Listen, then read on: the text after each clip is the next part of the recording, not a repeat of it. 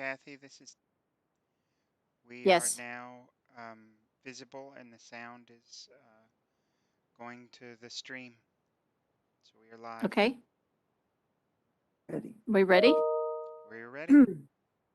Okay, good morning. I would like to call the January 2022 board meeting to order. The time is 9:07. I will start the meeting this morning with the board's mission statement and philosophy. The mission statement. The mission of the Texas Board of Nursing is to protect and promote the welfare of the people of Texas by ensuring that each person holding a license as a nurse in the state of Texas is competent to practice safely. The board fulfills its mission through the regulation of the practice of nursing and the approval of nursing education programs. This mission, derived from the Nursing Practice Act, supersedes the interest of any individual, the nursing profession, or any special interest group. Our philosophy: acting in accordance with the high standards of ethics, accountability, efficiency, effectiveness, and openness, the Texas Board of Nursing approaches its mission with a deep sense of purpose and responsibility and affirms that the regulation of nursing is a public and private trust. The board assumes a proactive leadership role in regulating nursing practice and nursing education. The board serves as a catalyst for developing partnerships and promoting collaboration and addressing regulatory issues. The public and nursing community alike can be assured of a balanced and responsible approach to regulation. I'd like to welcome all of our board members, our board staff, and the audience this morning to the board meeting. This meeting is being held pursuant to the Texas Government Code, Section 551.127. Before we begin this morning, I'd like to remind board members and staff to please keep their line on mute until they wish to speak, and then after completing their remarks, should return their line to mute. Please remember to turn off any apps or email that may be open or running on your devices for the duration of this meeting. Finally, please remember to mute or turn off any cell phones. I would also like to remind everyone that the meeting today is being recorded and at the same time is also sent out through a live link to the board's YouTube channel. Members of the public may observe this meeting today virtually through the YouTube channel or in person at the Hobby Building located at 333 Guadalupe, room 100, Austin, Texas, as it takes place. We will begin the board member roll call. Ms. Thomas? Representing consumers, Daryl Chambers. Daryl Chambers, present. Representing RN Practice, Laura Disk. Present. Representing RN Practice, Carol Hawkins. Carol Hawkins, present. Representing consumers, Maisie Jameson. Maisie Jameson, present. Representing LVN Education, Ken Johnson. Ken Johnson, present. Representing LVN Practice, Kathy Leader-Horn. Kathy Leader-Horn, present. Representing Baccalaureate Nursing Education, Allison Porter-Edwards. Allison Porter-Edwards, present. Representing consumers, David Saucedo. Mr. Saucedo is absent. Representing LVN Practice, Melissa Scott. Melissa Scott is absent. Representing Advanced Practice Registered Nurses, Kathy Ship. Present. Kathy Ship, present. Representing consumers, Rick Williams. Rick Williams, present. And representing LVN Practice, Kim Wright.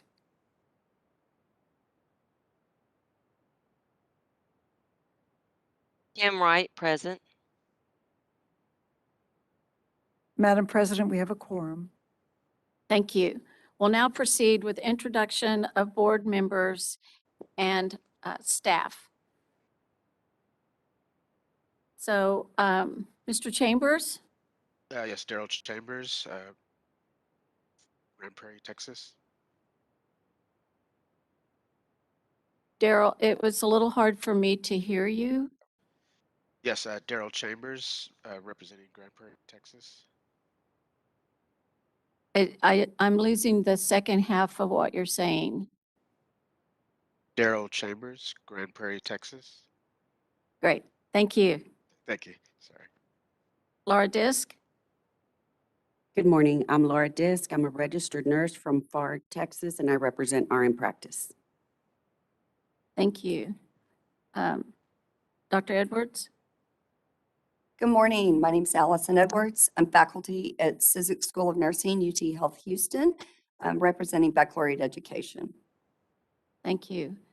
Carol Hawkins?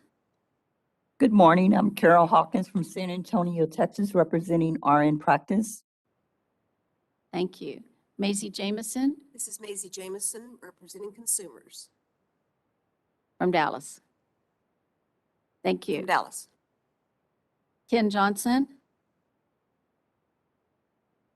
Good morning. I'm Ken Johnson. I'm a registered nurse and faculty at Howard College, Big Spring, and I'm representing LVN Education. Okay, Ken, we lost you. Can you say again, please? Yes, ma'am. Good morning. I'm Ken Johnson.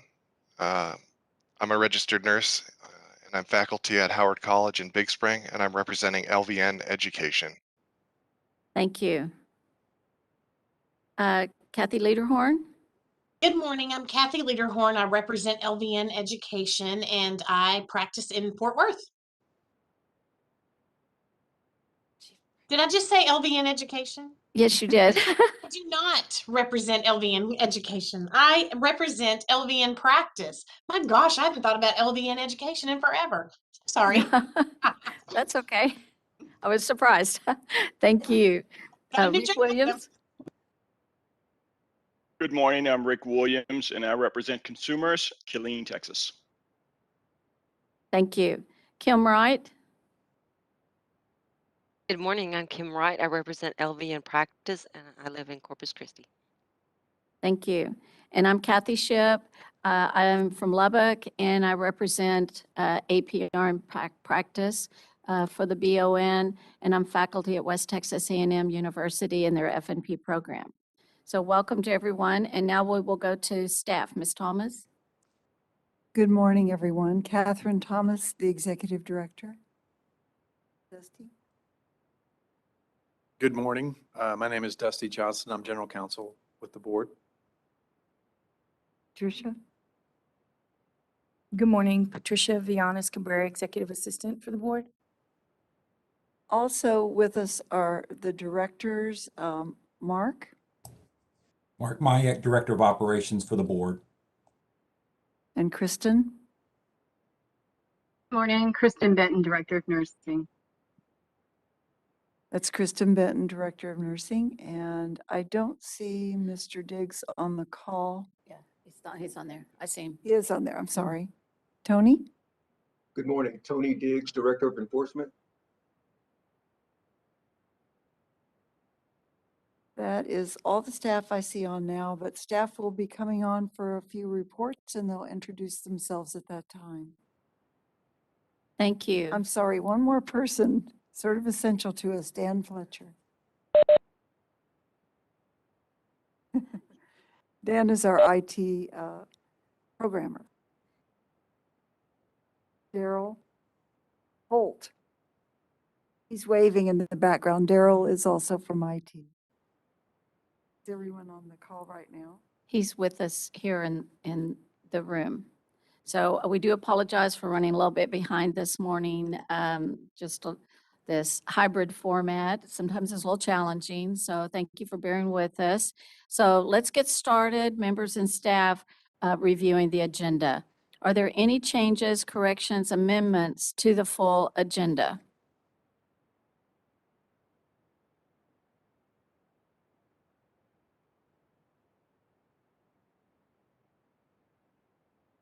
No, it's for me. Hold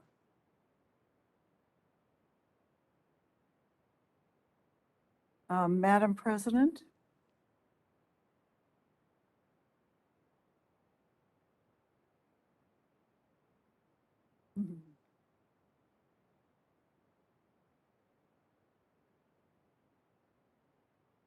All right.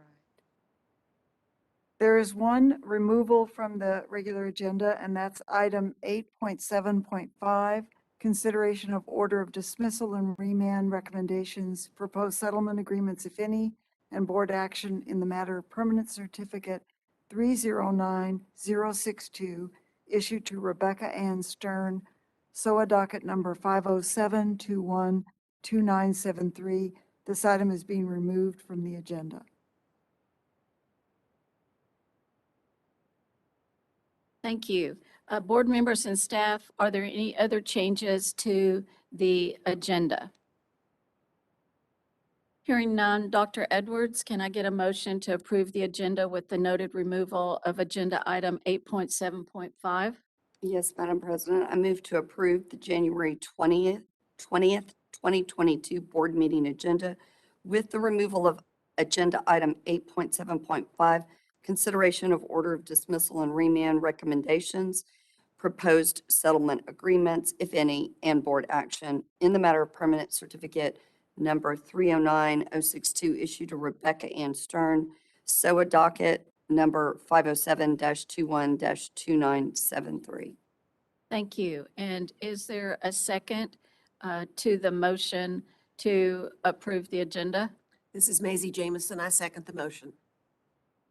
Thank you. Having a motion and a second to approve the agenda. If no objection from board members, the agenda is approved. This vote is being taken according to Board Policy 2.7, Simplified Parliamentary Policy, Rule 4. Board members, let's now review the minutes from the October 2021 board meeting. Are there any corrections to those minutes? Hearing none. Dr. Edwards, can I get a motion to approve the minutes? Yes, Madam President, I move to approve the minutes of the October 20th, 2021 board meeting. Is there a second to the motion to approve the minutes? This is Maisie Jamison. I second.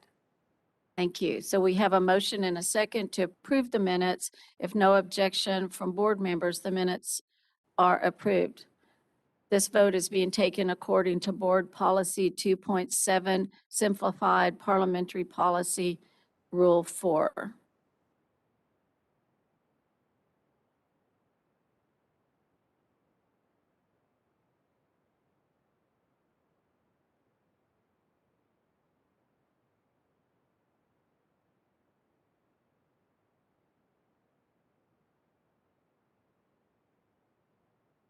It's okay.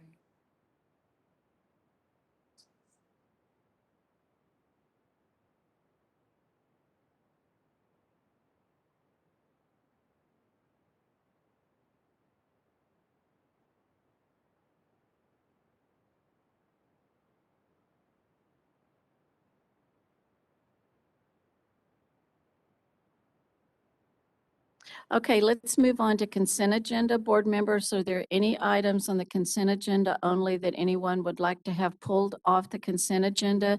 This is for the consent agenda only.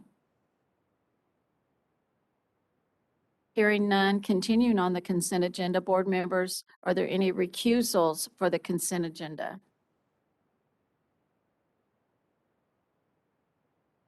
And are there any other items on the consent agenda only that anyone needs to recuse themselves from? This is from the consent agenda.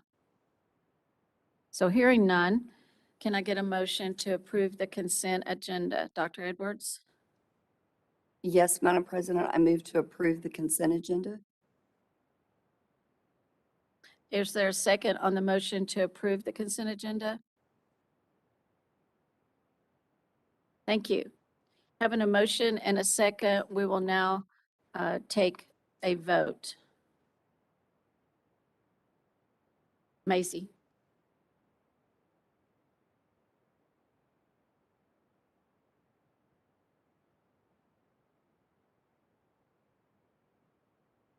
So we'll vote on board docs.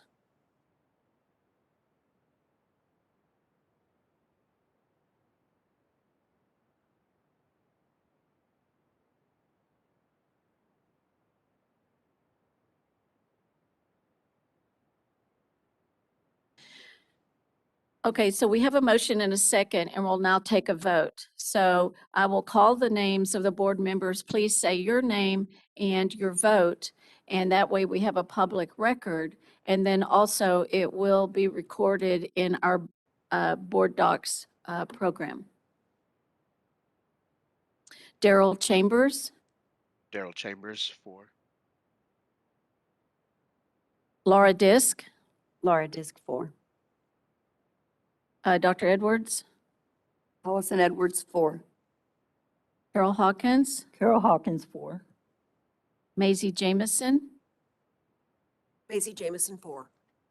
Ken Johnson, Ken Johnson, 4. Kathy Lederhorn, Kathy Lederhorn, 4. Rick Williams, Rick Williams, 4. Kim Wright, Kim Wright, 4. and I'm Kathy Ship, 4, and the motion passes. Board members, staff audience will now begin the meeting with agenda item 1.1, Executive Director's Report. Ms. Thomas? Thank you, Madam President. Board members, you have a written report under 1.1 on the agenda. I do want to point out a couple of things. The Nurse Licensure Compact is now up to 39 jurisdictions.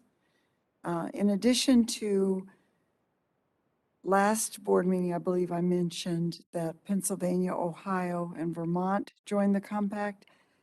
This year also Guam and the Virgin Islands have joined as the first 2 territories on the compact. So that continues to grow. This is a legislative session in many states, and so we expect some more legislation this session to adopt the compact in other jurisdictions. If you look at item 6.1, which is on the consent agenda, you'll see more detailed information on the compact. I also wanted to point out that the e-Notify service, which provides licensure and publicly available discipline directly to the enrolled person. So that can be an employer, and all of their nurse licenses are entered in the system, or an individual nurse who self-enrolls.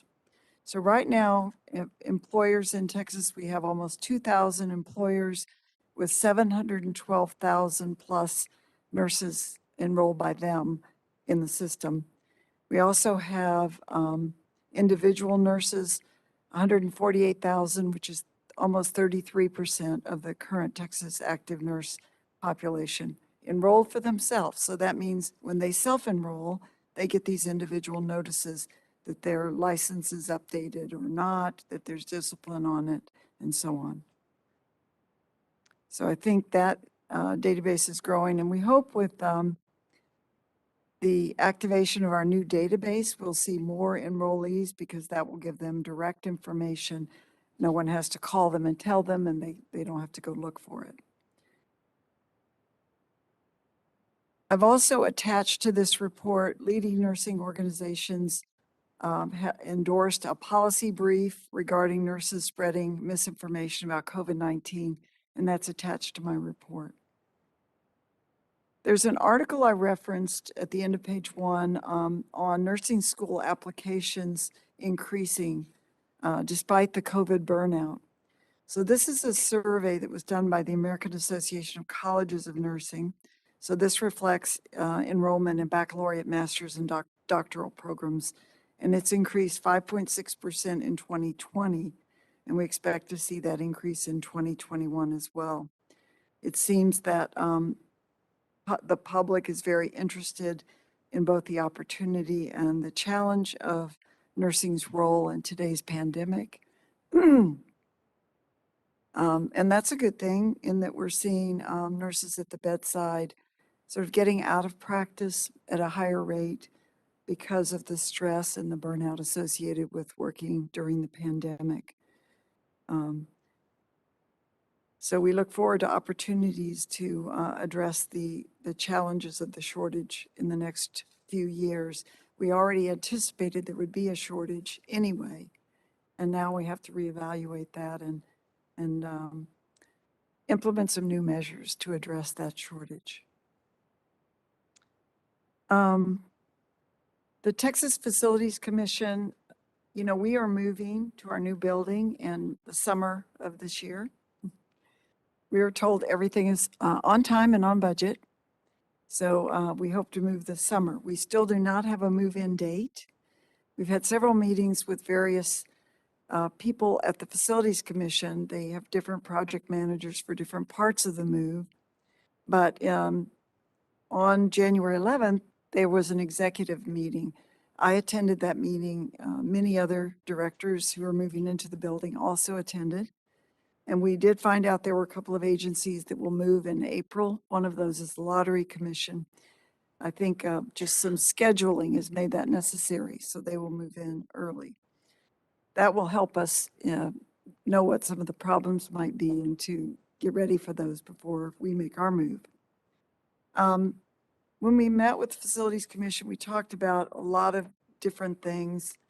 I think most of what we talked about is information very specific to the move and not necessarily a concern to the board members, but we will have parking. That will be important to you. We will issue badges ahead of time so people can access the building when they arrive. Parking is a rather complicated situation because we have some parking in the building sort of adjacent to our floor, the 10th floor, and then we have some parking under the mall, which is the 5-story underground parking that's available there. There's public parking there, there's agency parking. They'll have bike cages. They'll also have a charging station for people who have electric vehicles. They'll have handicap parking, and there will be visitor parking as well. So stay tuned for all of that information. We are in the process of, well, we have ordered our furniture for the new building. TFC is going to be providing modular furniture, and a great deal of our staff will be in modular units in the new structure. We also have less storage there, so we're going to be, well, we are scanning a lot of our documents into our Laserfish system so that we can get rid of paper before we move, since file cabinet areas will be limited in the new space. We don't have an opportunity to tour our site or our floor until maybe March. We're waiting to see. And we'll also get our move-in date within the next month. So stay tuned for that. The move itself is kind of complicated because we'll have to, anything we're not taking to the new building, articles of furniture and things like that, chairs, we'll have to put them on a website, a specific website for surplus items, and individuals can come and get them at that time once they receive notice. If they don't pick them up, then we'll have to have them moved to a warehouse that the state has for surplus items. So that's going to be a big project for us. There is a conference center located a couple blocks from us on the mall. It is the Barbara Jordan building. That building will be housing a couple of other things as well. It will have a cafe where people attending meetings can eat lunch and so on. It will also have a child care center for state employees. So that is going to be a nice thing for, I think, some of our employees. And it's separated by age levels throughout the building. We cannot make registration or reserve rooms right now in that conference center. For that matter, we can't make reservations for any space in the new buildings right now. They promise us we'll have access soon. So we are scheduled to be both April and July here in this room in the Hubby building. We're assured that the space will still be available. And then when we move to the new building, we'll make arrangements for hopefully October, January, April, and July of next year. So keep your fingers crossed on all that.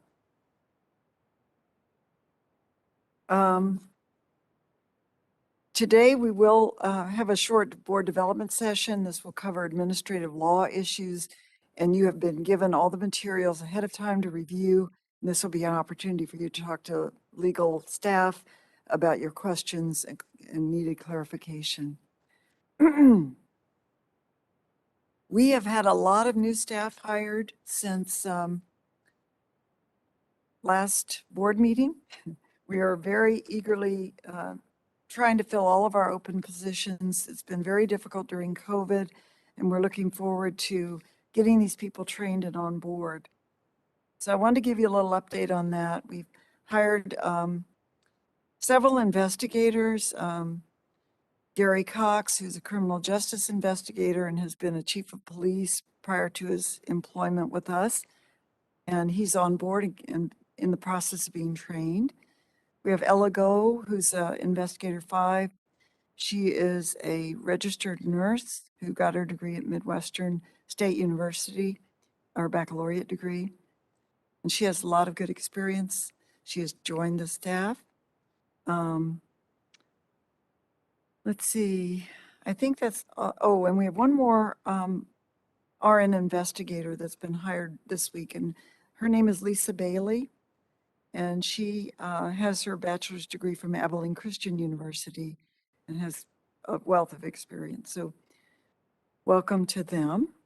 We also have a new individual in a PRN licensure, Alexander Ray, and he has already been trained and working in that area, doing a great job. And we have several licensing and permit specialists, Christine Volts, Sonia Ramos, Colette Cooley, have all joined the staff and are in the process of being trained at this time. Lisa Donnelly is a nurse 3 who started in the nursing department. She's in education. She has a doctorate in nursing practice from TCU, a master's in nursing administration from Texas A&M. And we're really thrilled to have her on board. She's been training under the nurse consultants in education and very excited to be with us. She comes to us from far East Texas. And lastly, I want to tell you about our new IT manager, Arthur Boulanger. Art started this week. He's not with us this morning, but he started Monday. And he brings a lot of IT experience and management experience and program management, application management. He's really going to be a wonderful add to our staff here. We also want to say we are very grateful to Dan Fletcher, who is with us today. He has guided us through ORB's implementation and moving the agency to a new level for our future. So we're very grateful to Dan. Dan is going to become a programmer for the agency. I introduced you to him earlier, and he'll work on Art's team as well. So welcome to all our new staff. I believe that's all I was going to add from my report, and I'm happy to answer any questions. Any questions, members?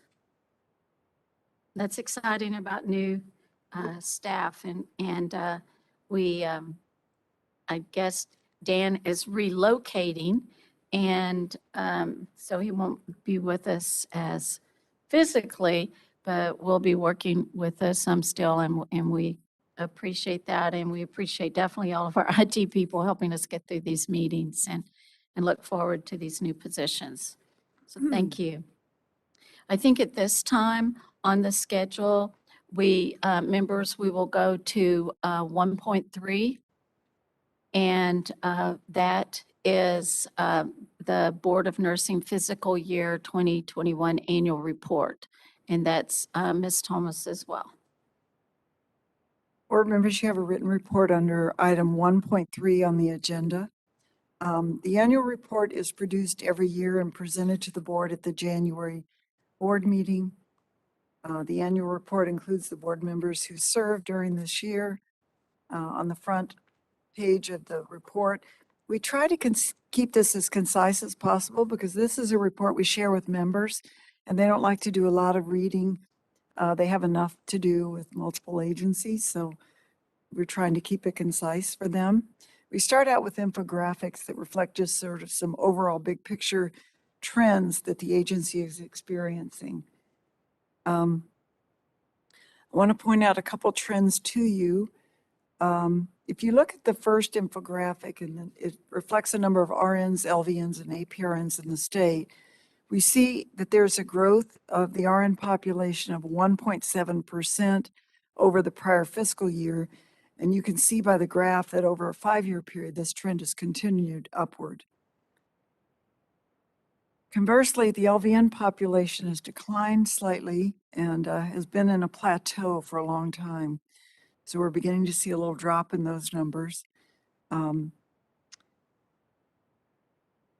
then the APRNs have grown by 12%, which is phenomenal. We're up to 40,000 APRNs.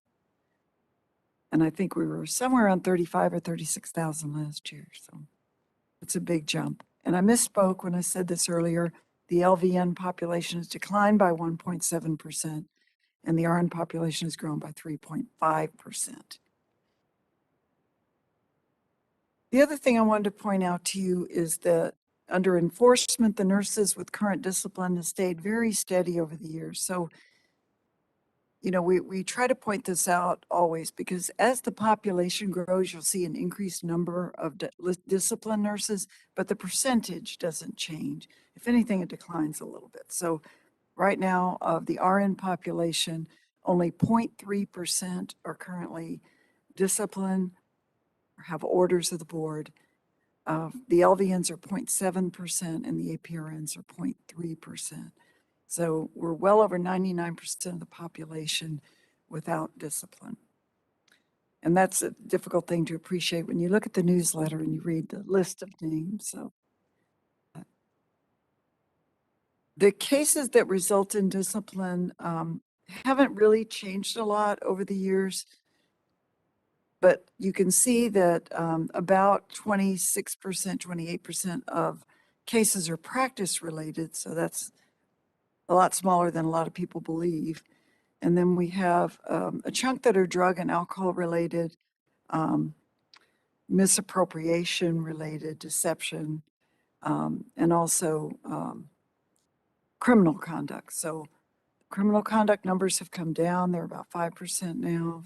You'll see that since we changed our disciplinary matrix as a result of our sunset review, we have less people who are disciplined for criminal conduct.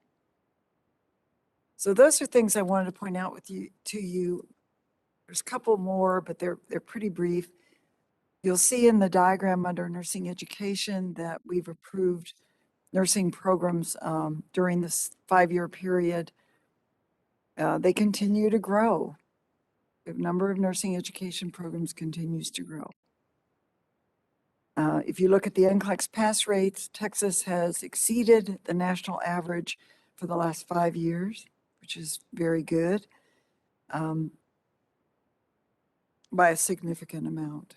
So the following pages contain short narratives on each of the areas of the agency, so you can see what the key issues are. And I'm happy to answer any questions that board members may have. Thank you, Ms. Thomas. An excellent report. Board members, any comments or questions of Ms. Thomas? Ms. Thomas had a question. In regards to the plateauing of the LVN nurses, is that of any concern to the board? It's really hard to hear you, Mr. Chambers. I'm in relation to what now? Say again. The plateauing of the LVN nurses. Yes. Is there a concern to the board at all for that, or to the nursing profession overall? Is there a concern? Was that your question? Yeah, I think so. LVNs do generally take most of the positions that are in long-term care. So if we have fewer people available there, our growing elderly population is not going to have enough staff in those facilities. So I think that's something we definitely need to look at going forward as the the workforce issues are explored. Okay, thank you. That's all I had. The board has approved a variety of new VN programs, but in spite of that, the numbers are declining.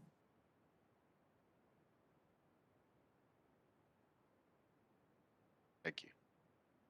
Thank you, Ms. Thomas. Are there any other questions? I really like the graphs, to be able to look at it and see what's going on, and excited for Texas to still be above the national average in RN and LVN. So thank you for that and all the hard work.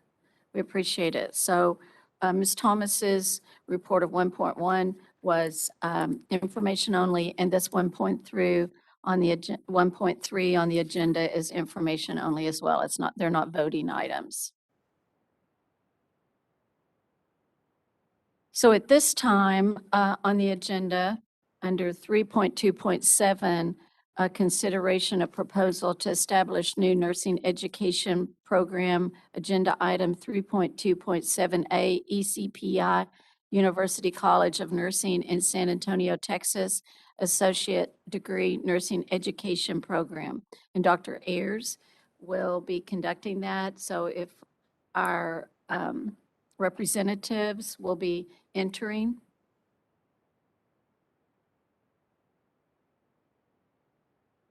Can we give her just 1 minute? We've got, she's got a small connection issue I'm going to work out with her real quick. Yes. Thank you.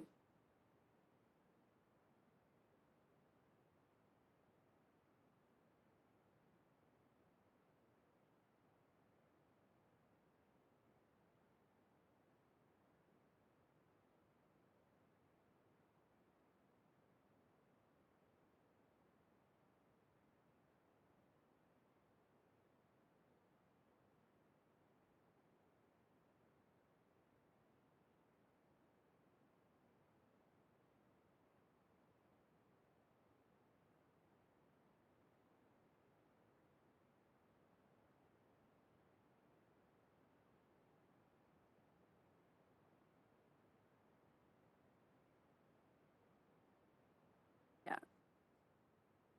I don't see Virginia.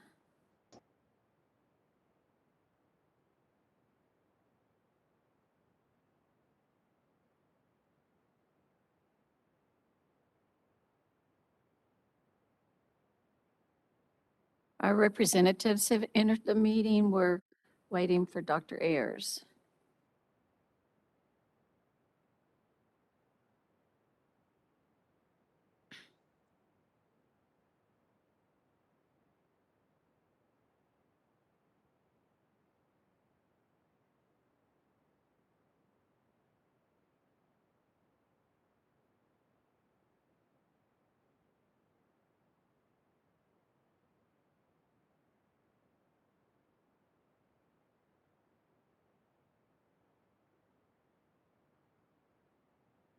While we're waiting for Dr. Ayers, I'm going to go ahead with our public hearing for new nursing program, speaking to the representatives. Under Section 301.157 of the Texas Occupations Code, the Board of Nursing is charged with the responsibility to prescribe and publish the minimum requirements and standards for a course of study in each program that prepares registered nurses or vocational nurses. The board has received a proposal from ECPI University College of Nursing to establish a new nursing education program in San Antonio, Texas.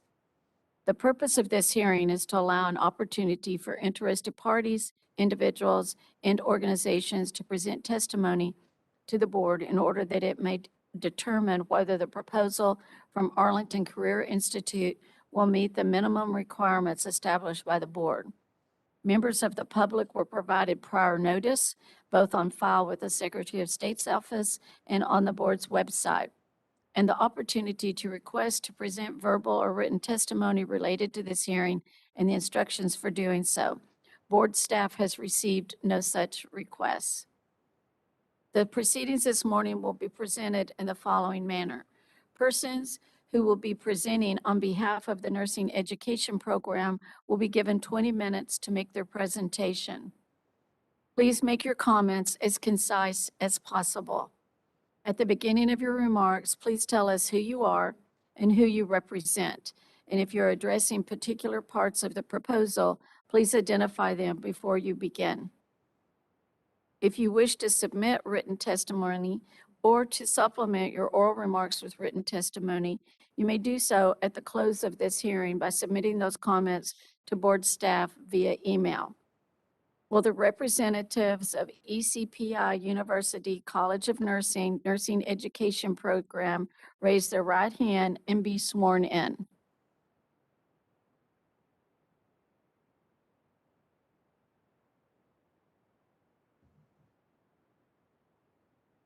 I'm having some technology issues. Your representatives, I'm looking to see if you've raised your right hand. They're scrolling.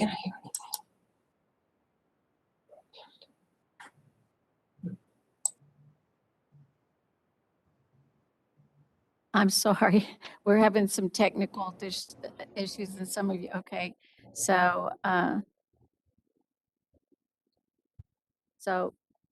I see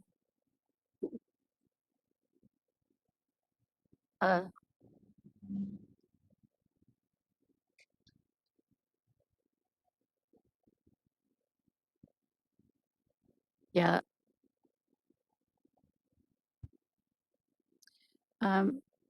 Barbara Larar. Sorry, am I supposed to be hearing something? Yes. Yes, so I see Lisa Zerbona has her hand up, Yes. and Margaret Crackle, I'm sorry. Andrea and Barbara. Yes. Okay, so we still need everybody's hand Lisa? up while I swear you in.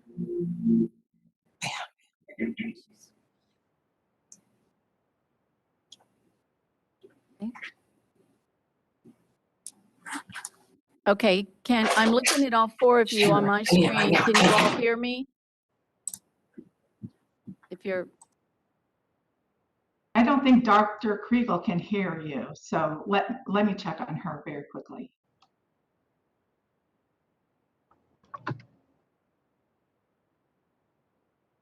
now Lisa is off. Oh, there. Okay.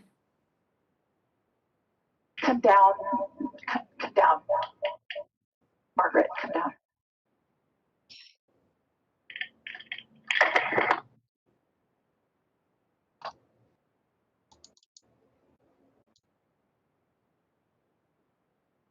Now everybody's gone. And Kriegel has left the meeting. Dr. Kriegel will come join me here in just one moment. Okay. We're sorry. This Thank you. Thank you. a little challenging at times, but we'll get through it. So I see Andrea, Barbara.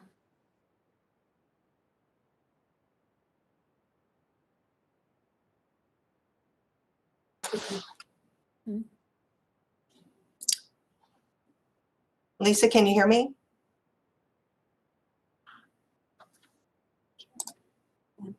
Okay. Yes, I can hear you. Just waiting for Dr. Kriegel to come. She can use my computer here. Lisa, can you hear me? Yes. Are you seeing? Because I don't have Lisa. Do you have Lisa on? Zerbonia. No picture.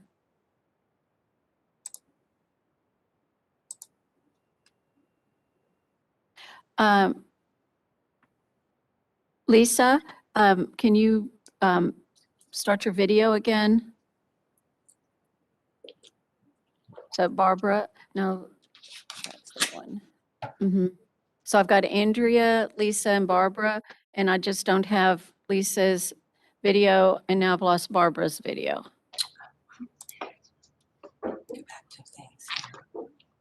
Hi, this is Dr. Kriegel.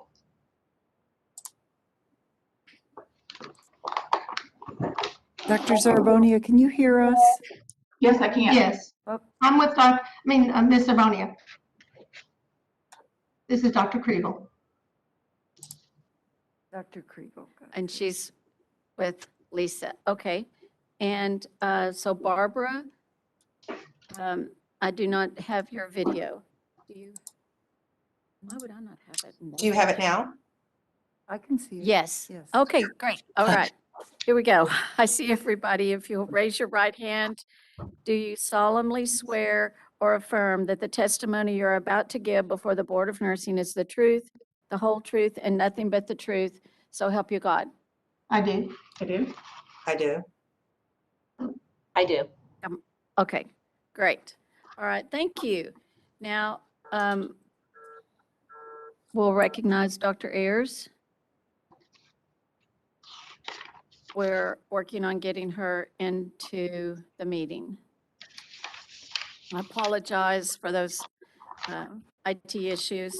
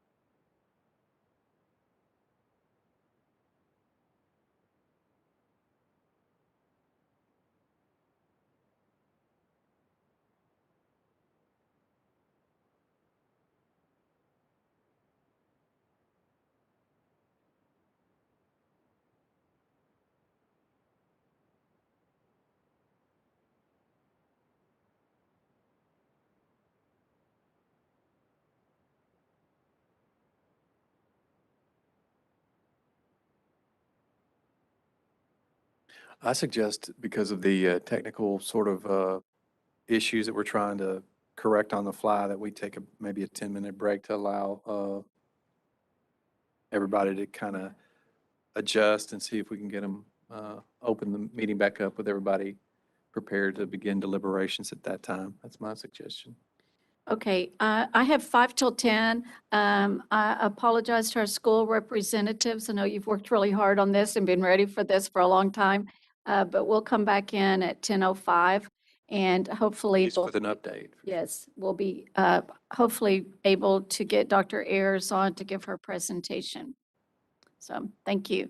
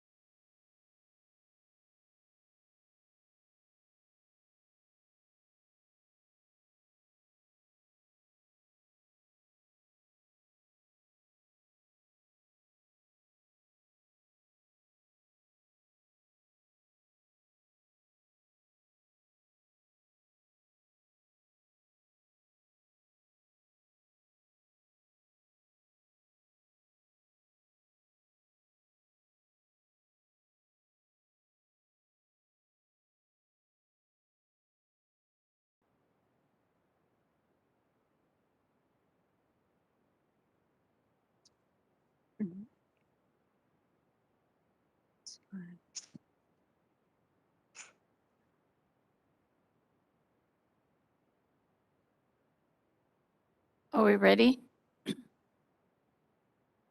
Dan, are we ready? Yes. Okay. This is Kathy Ship, and we will get back into the meeting. I apologize for the delay. Technology's great when it's working, a little struggle, but our IT has Dr. Ayers in now. And so the board now recognizes Dr. Virginia Ayers to give the report on ECPI University College of Nursing. Dr. Ayers?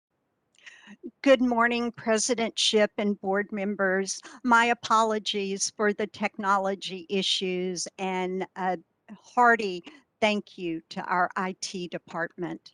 It's my pleasure this morning to introduce the ECPI University request to establish an associate degree nursing education program in San Antonio, Texas.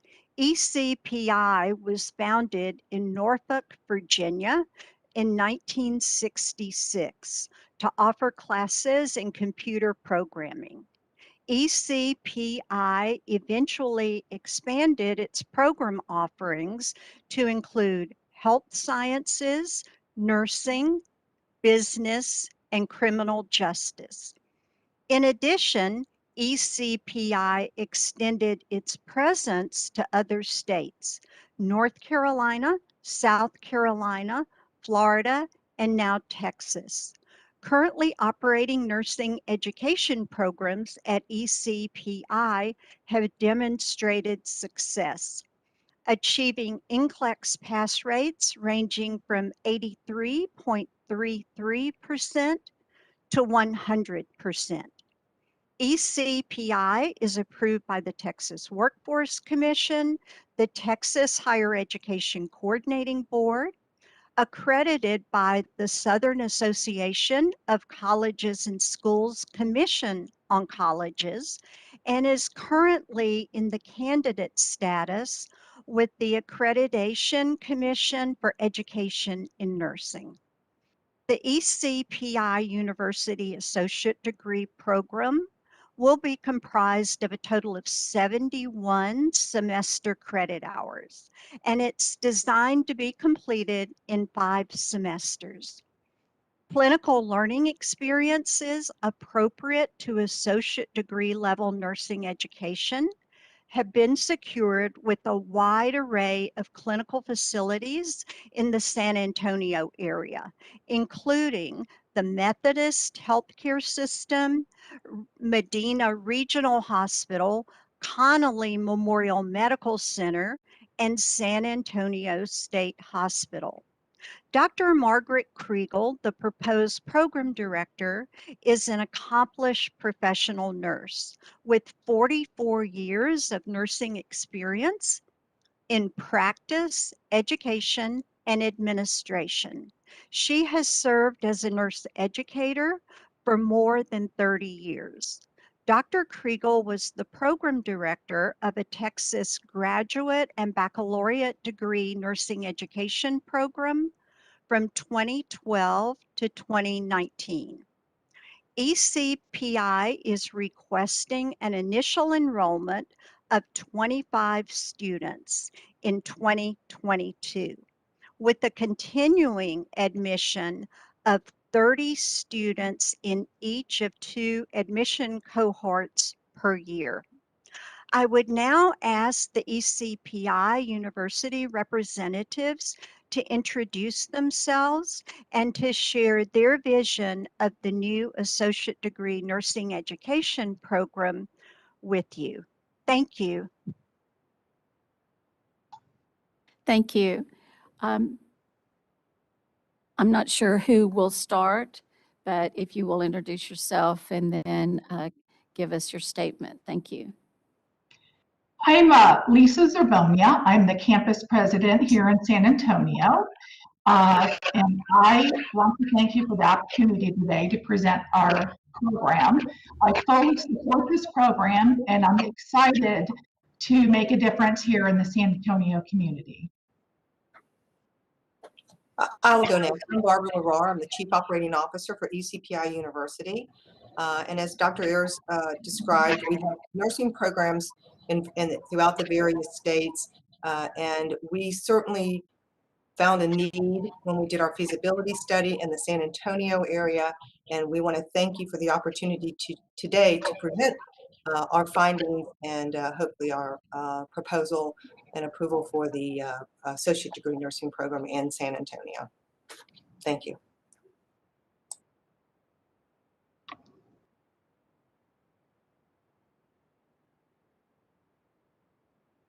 Andrea, we can't hear you.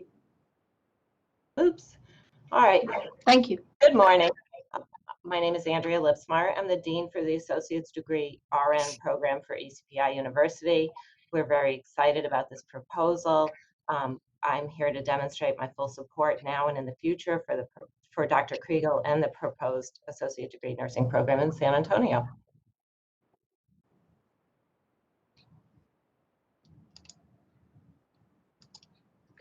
Madam President and board members, I'm Dr. Margaret Kriegel, the director of the proposed ECPI University Associate Degree Nursing Program. Thank you for having us here today and allowing us to tell you about our university and nursing program. It has taken us more than 2 years to get where we are today. The process has included making connections within our community to establish a quality program based upon information acquired over the 2 years. The university began in Norfolk, Virginia in 1966 by Mr. Albert Dreyfus. Shortly after World War II, as a refugee, he immigrated to the United States, arriving in New York City in 1947. The school started in 1966, which is now ECPI University. Today, Mr. Dreyfus's son, Mark Dreyfus, is president of the university and continues the traditions and mission started by his father.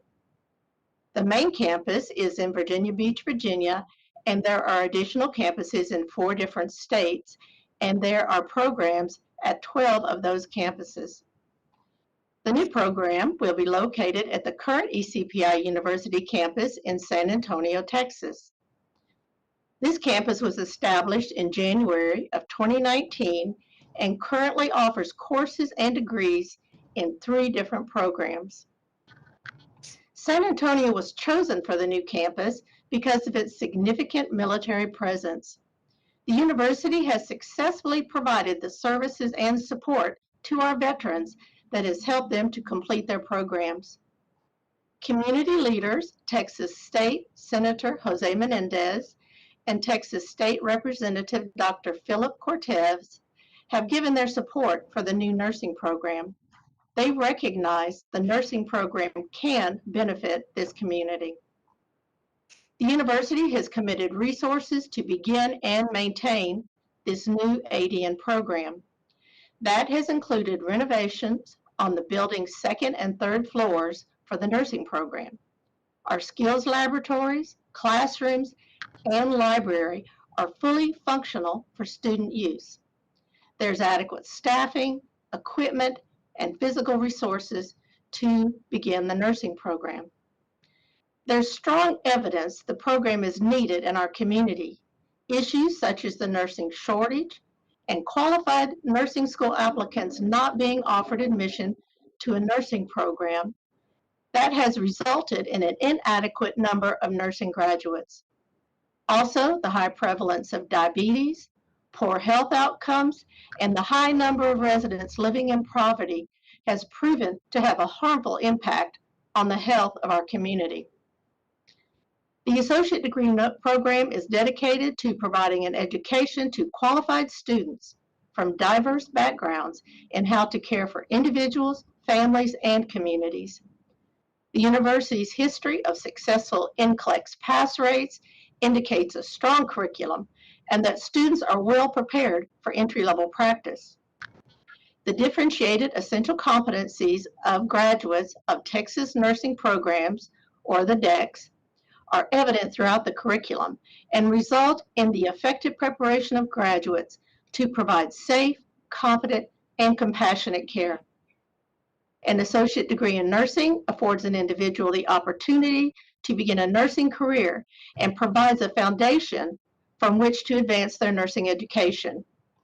By earning an associate degree, they can become a valuable, contributing member of the nursing profession and their community. We are asking for you to approve our nursing program so it can become a valuable asset in caring for those who need our help. Again, I thank you for your time and this opportunity to speak with you. Thank you.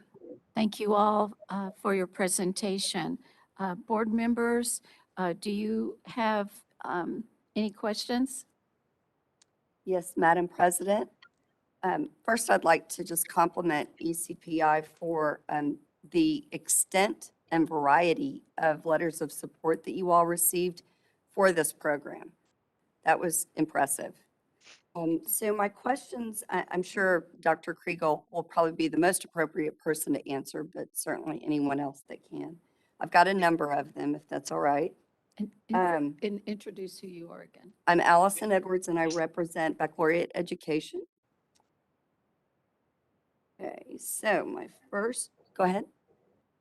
Is there a question? So my first question pertains to your clinical affiliations. How many of those are precepted clinical sites?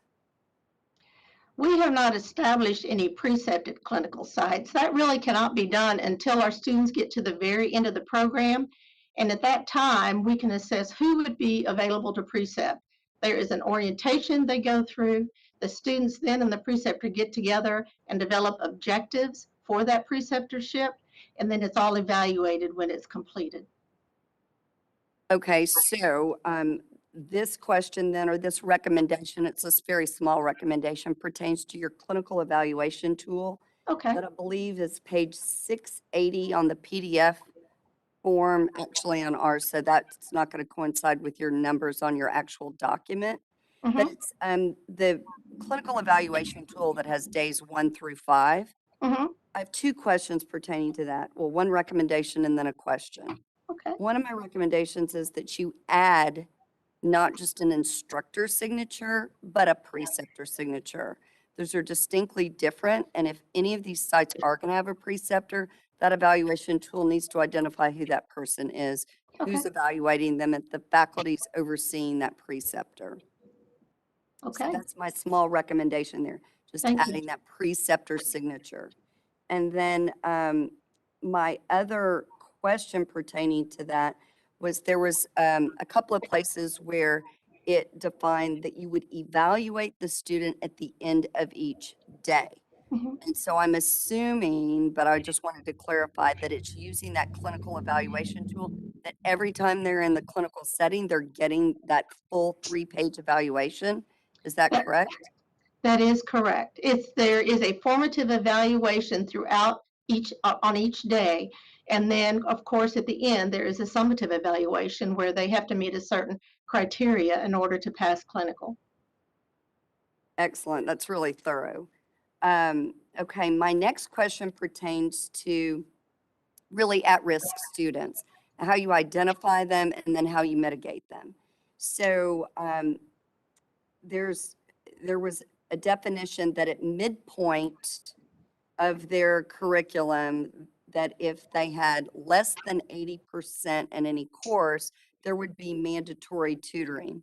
But what I couldn't discern was, I saw that you're using Canvas as your LMS and that you're scheduling online tutoring, but who's going to assure compliance that the students are subscribing to mandatory tutoring?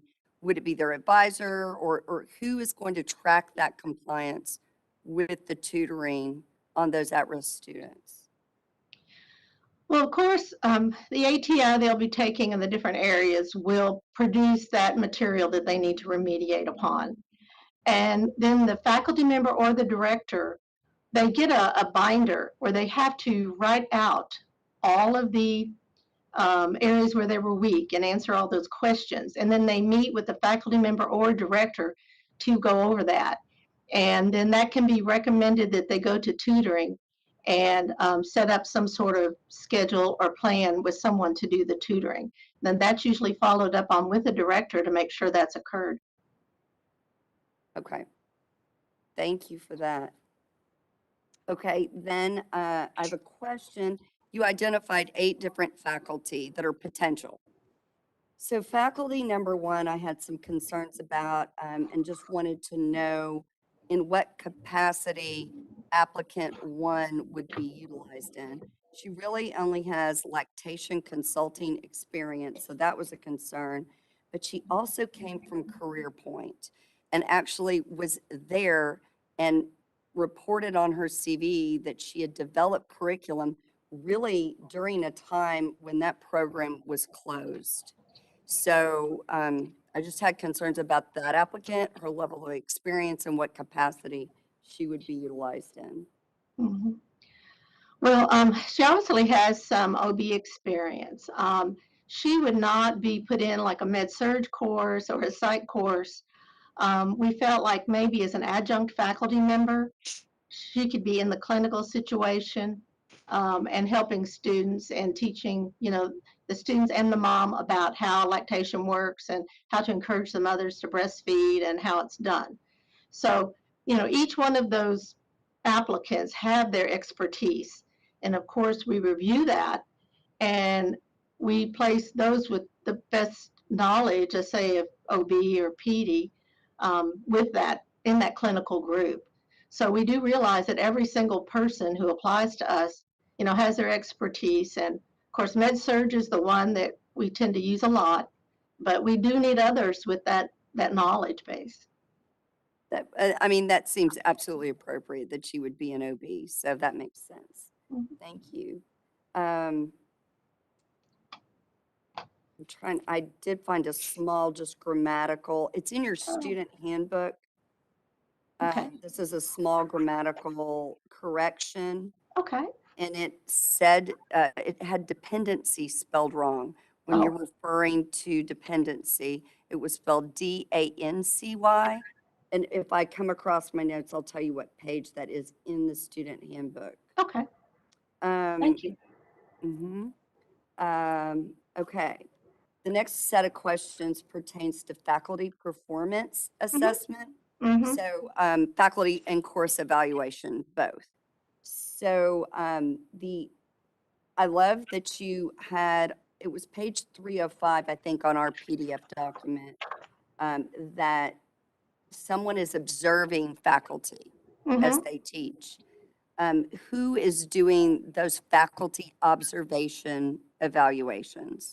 It would be me, the director. Wonderful. So then you've got Appendix T in your application,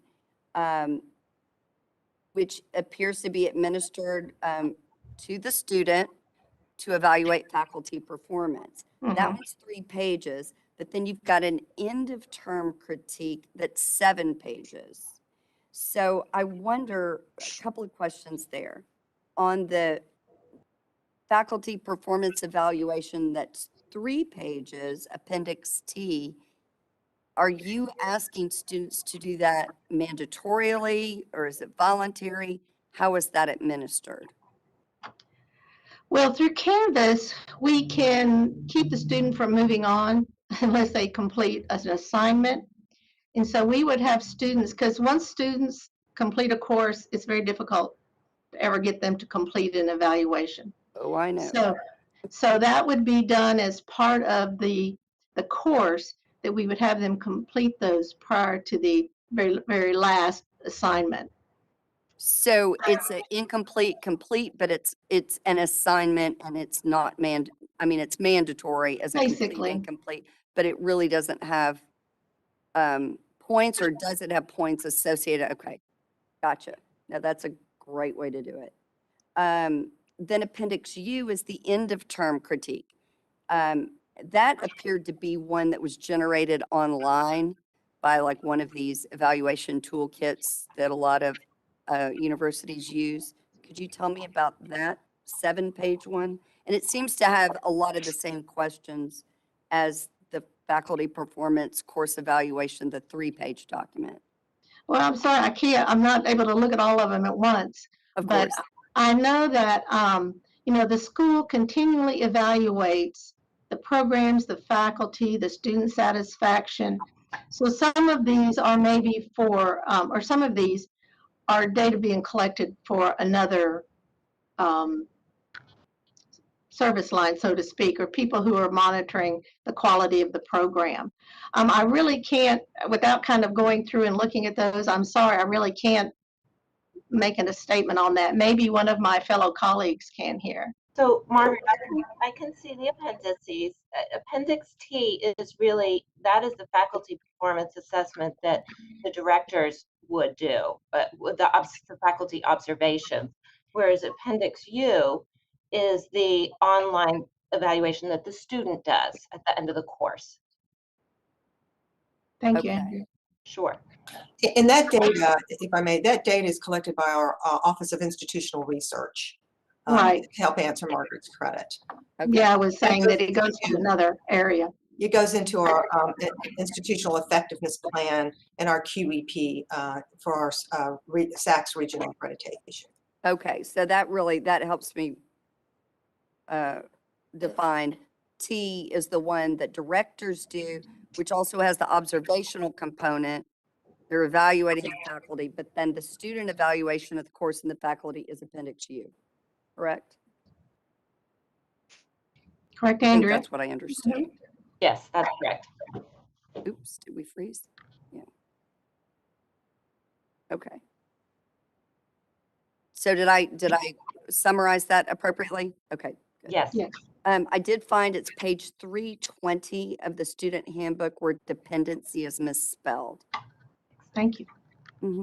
Okay. I'm almost done. It's my last question. That's okay.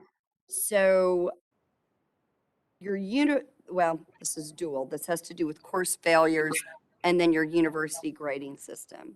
First, from a question standpoint, I wondered why, if you're doing a plus minus metric for your grading system at the university level, why A plus is eliminated. So in other words, you jump from A minus and then you just lump everything into an A that goes from 93 to 100. Why are you not defining a plus and A plus? Maybe Andrea could, because can't answer that question. Andrea, are you able to address the grading there? You're on mute. The grading scale is university-wide, so, and then there are notes in there that are specific to each program. I think I don't have the best answer for that. I think that was just a decision that was made at the time, something that we can take into consideration. Yeah, I think it's just something that, certainly those students that are performing at a higher level, that it should be designated accordingly, particularly if they go on for graduate level. Yes. Just to really separate them out and distinguish them. That is a good point. Thank you. Freezing up a lot. Thank you. Okay, we're back. Yeah, that's really all I wanted to say. That may be something that you want to look at because you've got A minus, B plus defined. Might be appropriate to define that at a university level. Sure. Then my last question is, I believe this was in the student handbook that said 2 course failures may be subject to suspension. And those are,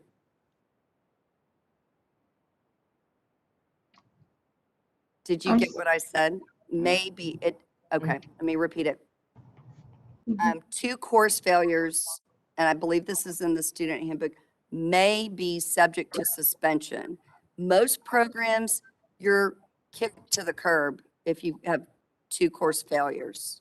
So I just wondered about the sort of risk of, or why you're giving them that level of, obviously you want to identify at-risk students early, but 2 course failures? It just seemed a bit lenient.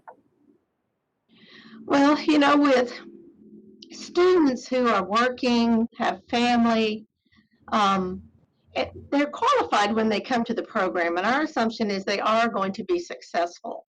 If students are having issues and not able to pass the courses through tutoring, talking with their director, there may be something else going on. Maybe that is not just a good time for them to be in the program. So rather than keep someone from progressing forward, maybe work with that student and see what's going on. How can we help you? Is it time for you to take a break? Many students don't realize sometimes you got to stop. If you have too much going on in your life and you're not able to attend to your work, that's okay. Take care of your family. But you can't do it all and you're hurting yourself. So I think it's a way also just to make, because the students are qualified who come to the program and we hate to see them not succeed. So maybe Ms. Lipsmeyer can also share her, as the dean, her perspective on that. Sure. I mean, in general, if we have the 2 failures and we look at that very closely, but there are situations that have extenuating circumstances, and we want to be able to allow the directors that opportunity to assess that and determine whether this is an extenuating circumstance that came up with the student's life outside of academics that would allow that student to perhaps have one more chance, something like that. So in general, we're following the 2 failure rule, but we want to leave it open in case there are some very, very extenuating circumstances. It sounds like you're really doing a holistic review at that second course failure on that student. Correct. Okay, great. Thank you both for answering all my questions. I have no You're further welcome. questions. Board members, does anyone else have any questions when you were reading the report? Madam President, this is Carol Hawkins, RN practice. I do have some additional questions that were not addressed by Dr. Edwards. Yes. Good morning. First, I want to commend you on doing this and actually spending, it was really rewarding to hear that you've dedicated 2 years to putting this program together. But I do have a couple of questions. I know that whatever you submit to us, we actually, as board members, I know a lot of people, some programs may come in and think that we don't read through all of it, whether it's 200 pages or 2,000 pages. I know I can speak for myself that I look through everything because it's really important. But I'm looking at the student handbook. I do want to point out that in there, there's different places where it mentions LPN. In the state of Texas is LVN. So I'm pretty sure that student handbook came from the East Coast or one of your other states that use LPNs, but it's LVNs here. So just a correction on that. Thank you. The other question that I actually have is to on that LPN being able to come into the program without any kind of, if they're, say they come from a program from one of your other schools and move here to Texas and want to go through your program. So do they get teased? What is the admission criteria for someone that went through your program at another school and come here and want to go through the ADN? At this time, we do not have that transition program here. I know the other campuses, especially in Virginia, they do have a method of transition for their LPNs in Virginia to move into their RN program. And they have a special course that helps them make that transition, but we do not have that here. Yeah. Okay, it just said it listed all of that in there, so it's kind of misleading, I guess.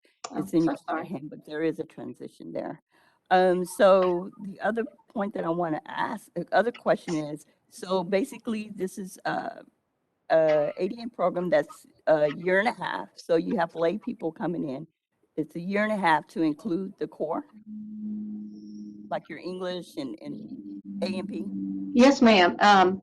a student could start this program with none of those type of courses. It's complete package. Okay, so with your articulated agreement, like with Texas Tech Health Science Center, which that's where I did my articulated agreement from San Awesome. Antonio College. My question to that is, do those core classes transfer to Texas Tech? Yes, as a SACS accredited school, they do. Okay. What other question? So on page 34 in the student handbook, it looks like you're admitting 3 times a year. No, we will initiate, or we will start one cohort sometime this late spring. And then we are scheduled to have 2 cohorts per year after that. Okay, so the graph in there may be also misleading to the students as well, because that's in the student handbook, where it looks like year 2, year 3, year 4, year 5, you've got 30 students come in at semester 1, 2, and 3. So throughout the year, what 2 semesters, or when will you be if it's not 3? Well, we have, excuse me, we have to wait a 1 calendar year with our first cohort before we can enroll any other students. So approximately a year from now, we could enroll a new cohort, and then sometime that next year, we could enroll a second. So it'll be at the conclusion of the first cohort graduating? Well, it's 12 months. It's 1 year. We have to have just a single cohort running for 1 year. Then after 1 year, we can add other cohorts. As Dr. Ayers had mentioned, it would be 2 per year of 30 students each. Okay, so the second cohort will come in while the first cohort is still, they'll still need, what, a half a year left? So you won't Correct. know how successful the program is here for your current students before you start enrolling another cohort?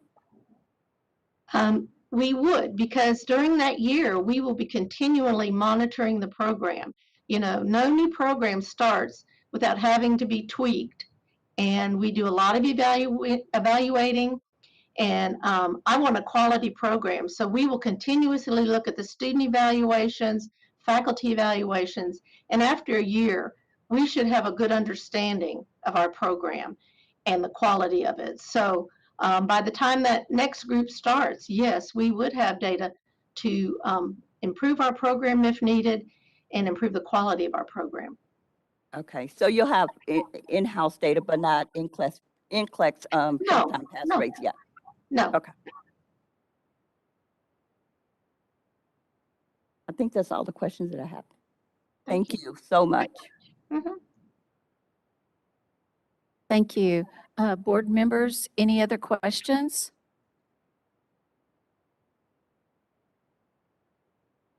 Well, we thank you again for an excellent proposal. And if there are no other questions from board members, would someone like to make a motion on 3.2.7A? Madam President, I'll make a motion. Dr. Edwards? Yes, ma'am. I want to make sure I'd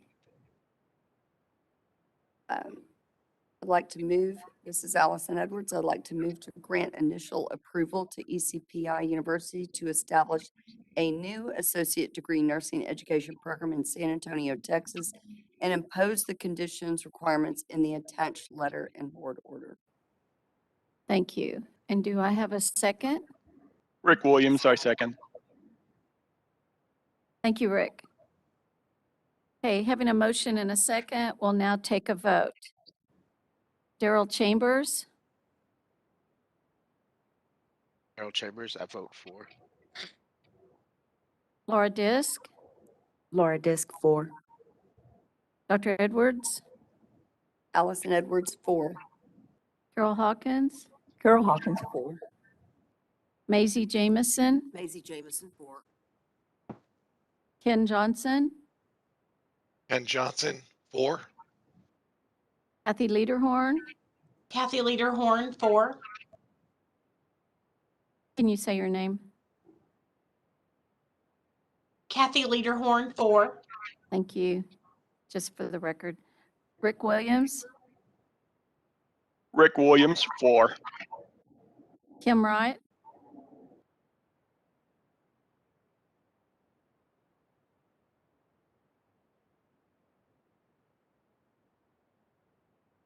okay. Kim Wright,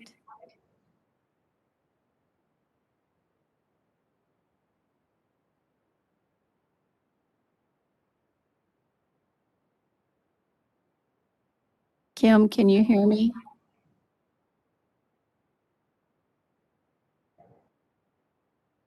Can you unmute Kim? There. Kim Wright, I'm right, 4. great. Thank you. Sorry. Kathy Ship, 4. So the motion passes. So congratulations to all of your work, and we wish you well and your future students, and look forward to great NCLEX rates. So thank you. Good for Thank you. you. Thank you. And thank you, Dr. Ayers. Thank you. Okay, at this time, we'll now consider agenda item 3.2 no, wait, sorry, I'm off. Okay, at this time, we're going to 9.2, which is presentation of Safe Harbor Nursing Peer Review Resource. Diana Sava is our presenter, and she will be entering the meeting. Thank you.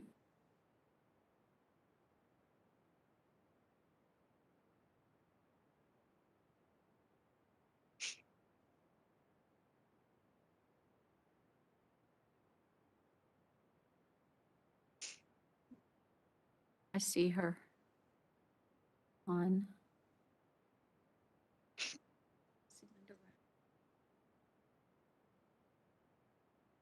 Oops. Mhm. Diana? Yes, ma'am. Can you hear me? Hello?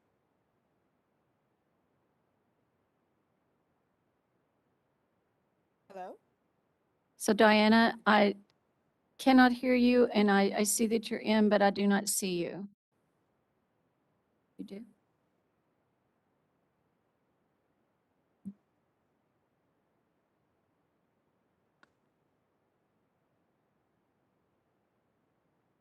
Ms. Sarva, this is Yes. Catherine Thomas. We Can can you see hear me? you now, Can you, but can we you hear can't me? hear you, and I think I hear you very, very faintly. You want to make sure your volume is on full. Is it better now? It's better. Just try to speak a little louder.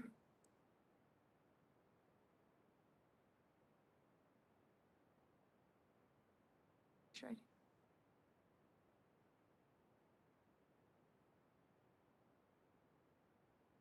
Daryl, Um, I can't see your. Madam President, if you don't mind, could we have her faculty member introduce herself? She is on to observe Ms. Avasa today.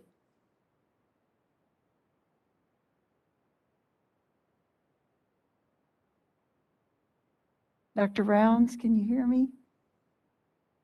Yes, I can. Thank you. Good morning, board members and Ms. Thomas, board staff. I'm Linda Rounds, and I am faculty at UTMB in Galveston, where I work primarily with the DNP program. I also serve as the Associate Dean for Professional Development and was previously the director of the DNP program. Diana is one of the students that I'm working with on her final project for the Doctor of Nursing Practice degree. And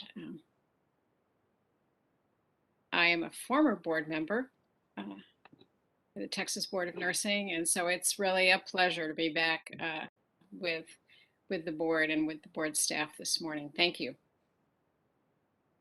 Thank you, Dr. Rounds.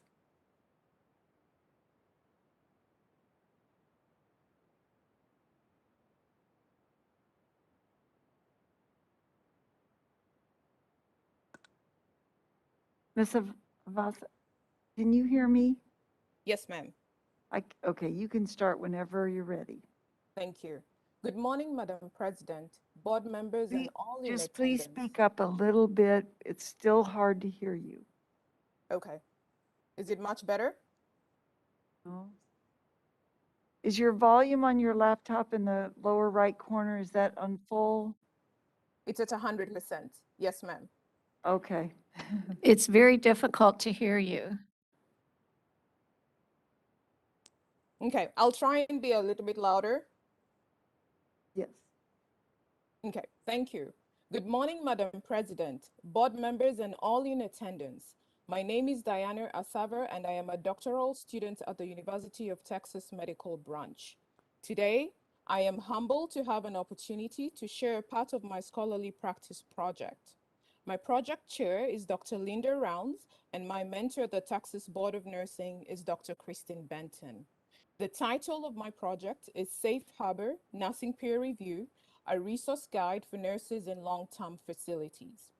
You will find a copy of the slides and the Safe Harbor Nursing Peer Review resource under the meeting item agenda 9.2. Let's start with the problem. In January 2020, the Texas Board of Nursing identified a knowledge gap on Safe Harbor Nursing Peer Review in long-term care facilities. This was through prior research done on incident-based peer review. In the last 2 years, we have been faced with two unanticipated events: the COVID-19 pandemic and the February 2021 Texas ice storm. Both events increased the risk for nurses practicing in compromising situations, heightening the need for a means to bridge the knowledge gap on Safe Harbor Nursing Peer Review, thereby ensuring nurses continue to deliver high-quality care while remaining safe. Why focus on long-term care facilities? Long-term care facilities are a home for a vulnerable population, the majority being elderly. Populations of long-term care facilities are also forecasted to grow due to the increased life expectancies. Long-term care facilities are often under-resourced, and the nurses are at a higher risk of receiving workloads that potentially affect patient care and patient safety. An interesting fact about Safe Harbor Nursing Peer Review is that it's a protection that is currently only available in Texas and New Mexico. I am thankful to be practicing in Texas. The purpose of the project was coming up with a way to narrow the gap of Safe Harbor Nursing Peer Review knowledge, especially for those working in long-term care facilities. The aim of the project was to create and propose a Safe Harbor Nursing Peer Review resource to Texas Board of Nursing to guide nurses in long-term care facilities on whether to invoke Safe Harbor by January 31st of 2022. The resource would serve two purposes. One, it would serve as a quick reference to the topic of Safe Harbor Nursing Peer Review. And two, it will guide nurses when faced with the dilemma of whether or not to invoke Safe Harbor.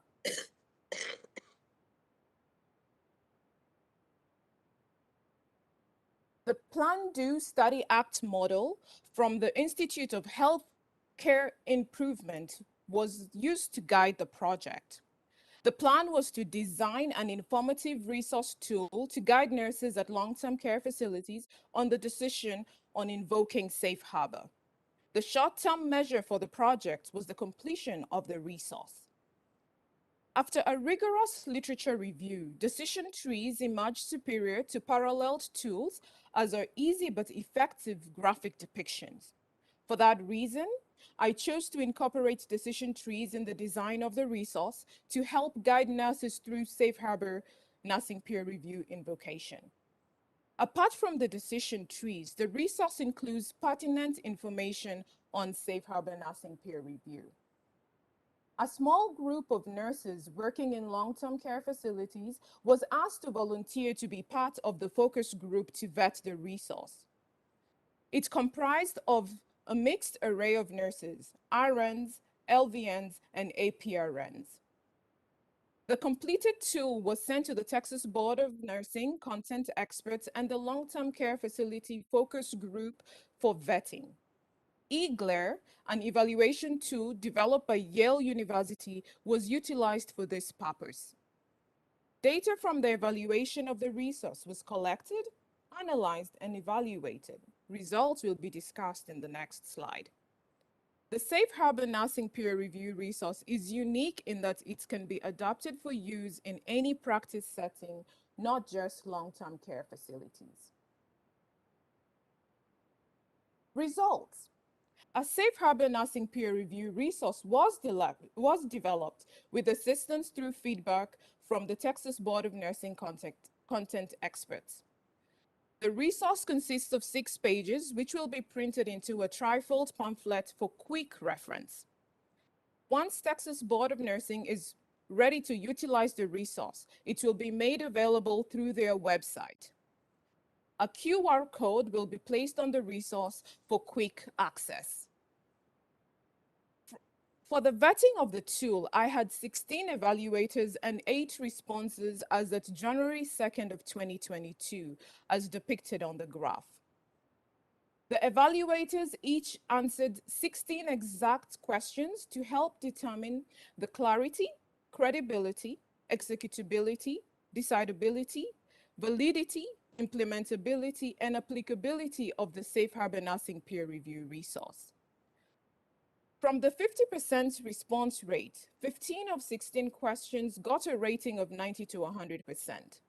One question related to the focus population was at 50% because the resource was not personalized to long-term care facilities, with the hope it would be utilized by Texas Board of Nursing for use in all practice settings. In conclusion, a Safe Harbor Nursing Peer Review resource can help bridge the knowledge gap whilst assisting in Safe Harbor Nursing Peer Review invocation decisions. The short-term goal was to develop a tool on Safe Harbor Nursing Peer Review to guide nurses in long-term care facilities.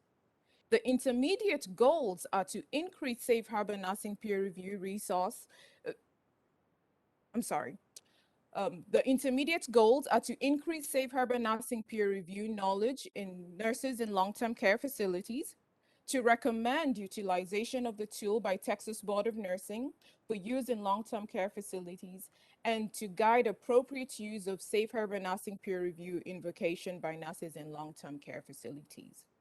The long-term goal is to reduce the Safe Harbor Nursing peer review knowledge gap by increasing nurses' awareness of the resource.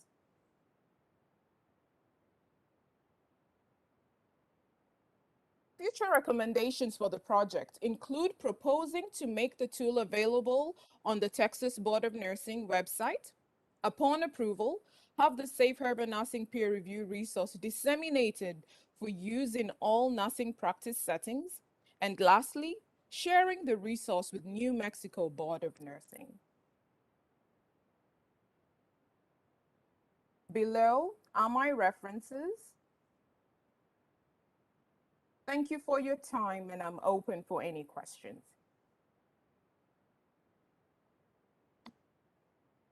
Thank you very much. I really enjoyed reading over your PowerPoint before your presentation, preparing for the meeting.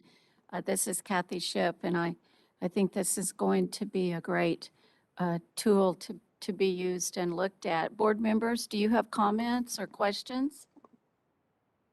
Madam President, this is Kathy Lederhorn, and Miss Asana, Asava, I just wanted to congratulate you. I also thoroughly enjoyed, and as a matter of fact, printed it out to carry with me. I sometimes feel like our long-term care nurses. They are put in such vulnerable positions caring for some of the most vulnerable people, and they get overlooked, not just by nurses in general, but corporations and this, that, and the other dictating the care that is given in some of these facilities. And I just wanted to say thank you so much for all of that hard work. And I appreciate the focus group and all the information that they provided as well. So thank you. It's very, very usable.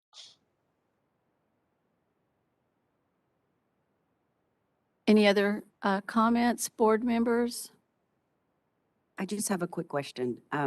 It was awesome. Great job.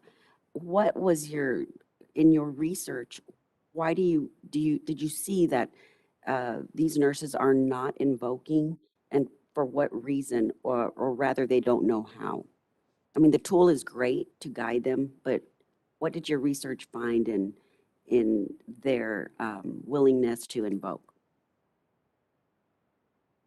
I think the Texas Board of Nursing has come to the realization that there's a knowledge gap out there. So nurses are not very well versed with the fact that we have Safe Herba Nursing Peer Review available for us. And, some of the recent events have actually heightened that need for the nurses to be aware of it. So we have those who are not aware of how to do it, and there are those who are not aware that it is available to them. So it was a knowledge gap more Yes, ma'am. than fear or retaliation. Yes, ma'am. Thank you. And that was Laura Disk. Madam President. Yes. Hi, this is Rick Williams. Mrs. Solid, thank you. I represent consumers, and I think this is an invaluable tool to help those that help the most chronically ill and those that are, in so much need. So I'm pleased that you've developed this tool to help the nurses to be able to care for themselves and provide a higher quality service to our senior residents that are in, facilities who may not be able to care for themselves. So thank you for your work. Thank you.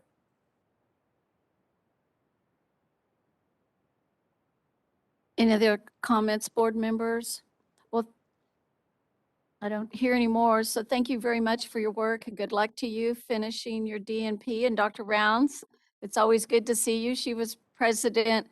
Dr. Benton was president before me, and then Dr. Rounds was here, and she was on the board for 12 years. So it was good to see you as well. You too, Madam President. And if if I could just say thank you to you and the board for supporting Mrs. Sava's project. But I'd like to say a special thank you to Ms. Thomas and Dr. Benton and Mr. Johnston and the nursing consultants for their support and their assistance and their support, because I think Mrs. Sava now has a very different view of regulation and a real appreciation for what you as a board do and what you as a board staff are responsible for. So thank you all for your support and participation. Thank you. Thank you for those words. Any other comments? And thank you again. I know Dr. Ayers is supposed to go on, but we're really having some technical difficulties. I'm having trouble with my computer. I'm sharing with our attorney, and so we need to take a break. I don't know if we want to do lunch or do 15 minutes. What do you think we need, Daryl? Another.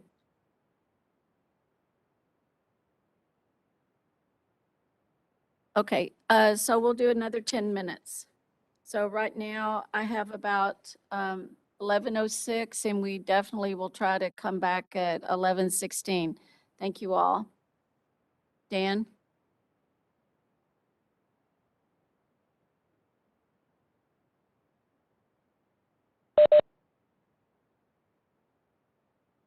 Thank you.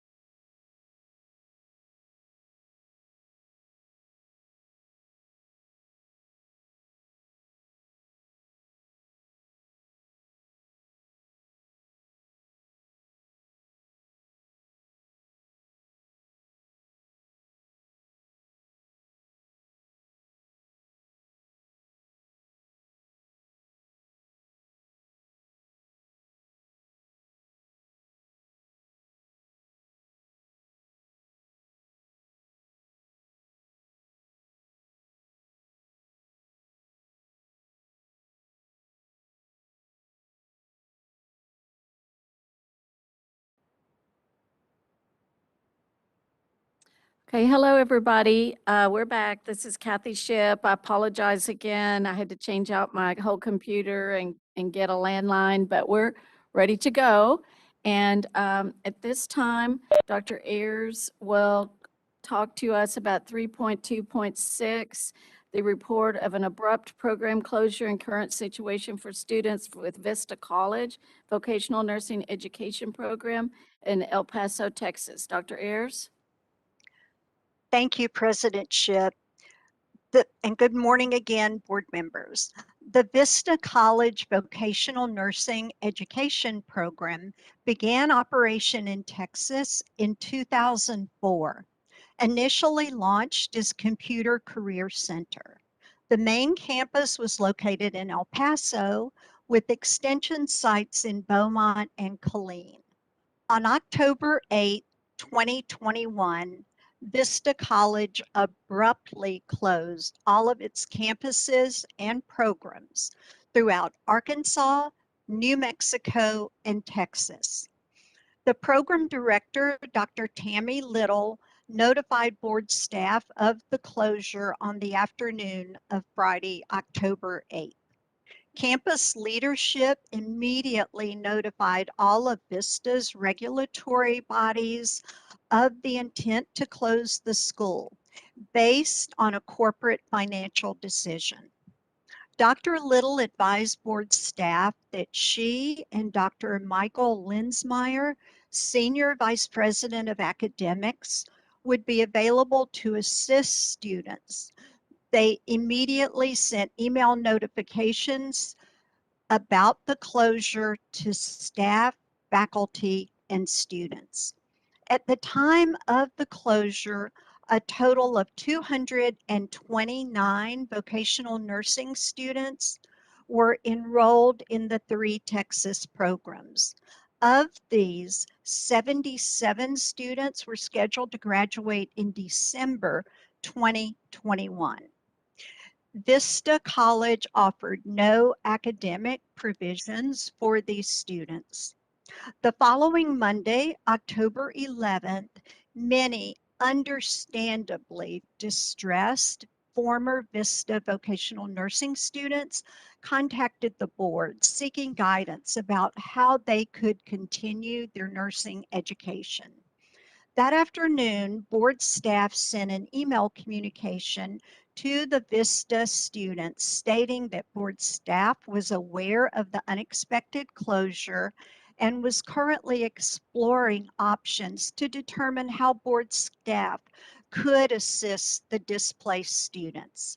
Further, on that same day, board staff sent an email to all of the Texas Vocational Nursing Education Program directors to advise them of the unexpected Vista College closure and to request that the program directors consider evaluating any former Vista College applicants as transfer students, and clarified if a transfer applicant had completed more than 50% of the VN program curriculum at Vista, the candidate would not be calculated in the receiving school's NCLEX PN pass rate. Conversely, if an applicant had completed less than 50% of the VN program curriculum at Vista and completed greater than 50% of the VN program curriculum at the receiving school, the candidate would be considered as part of the receiving school's NCLEX pass rate. This process was utilized with other nursing education programs that underwent closure. Immediately upon learning of the Vista College closure, board staff began communicating with the other regulatory agencies that oversaw Vista, including the Texas Workforce Commission, the Texas Higher Education Coordinating Board, the New Mexico Board of Nursing, and the Department of Education. Many telephone conferences were held with this group of co-regulators. On October 14th, Dr. Tammy Little submitted to board staff a detailed teach-out plan designed specifically for the students in their final term of the program. Board staff contacted the other identified regulatory agency to discuss the teach-out plan and to request review and feedback. This teach-out plan was designed exclusively for final term students, those who were less than 8 weeks of graduation in the 16-month Vista College Vocational Nursing Program. The teach-out plan was considered and approved by all of the co-regulators by October 28th. So this date is 20 days after the college suddenly closed. Program directors from many VN programs across Texas reached out to board staff to inquire how could they assist the displaced students. The Western Technical College in El Paso Chief Executive Officer Brad Kuykendall contacted the education team to offer the use of the college's physical resources so volunteer instructors from Vista could oversee administration of the teach-out program. Western Technical College operates a baccalaureate degree nursing education program, yet no vocational nursing program. Utilization of the Western Technical College physical facilities allowed the former Vista students to complete the teach-out plan in El Paso. In addition, McLennan Community College in Waco assisted the former Vista Killeen campus students, and Lamar State College in Port Arthur supported the former Vista Beaumont campus students. Former Vista program faculty members from each of the 3 Texas locations volunteered to continue to instruct students at the identified campuses. They generously donated their time to provide proctoring, teaching, guiding virtual clinical experiences, and leading remediation sessions. The students were not charged any fees to participate in the teach-out plan. Vista College administrators, Dr. Tammy Little and Dr. Michael Linsmeyer, graciously volunteered their time to process final grades, graduate the students, and provide diplomas and academic transcripts to students upon successful completion of the teach-out program. Board staff developed and posted frequently asked questions for the board website. The FAQs set forth that the receiving program may conduct a targeted assessment to ensure the transfer applicant had the knowledge, skills, and abilities to enter the program at an intermediate or advanced level. The receiving VN program would then independently determine whether to accept or not accept the applicant's academic credits. Also in this FAQ were provided hyperlinks to information about federal student loans, as this was a major concern of the displaced students. Dr. Tammy Little has been diligent in her dedication to the students and has continued to be readily available to the education team. We communicated with Dr. Little yesterday, January 19th, and she reported that a total of 81 students participated in the teach-out plan and all completed it. 73 students were from Texas campuses and 8 students were from the Las Cruces, New Mexico campus. 15 volunteer Vista College instructors donated their time during the teach out. In addition, Dr. Tracy Henry, National Senior Manager of Academic Success at Chamberlain College, voluntarily offered her time and resources to teach a comprehensive 4-session NCLEX PN review course.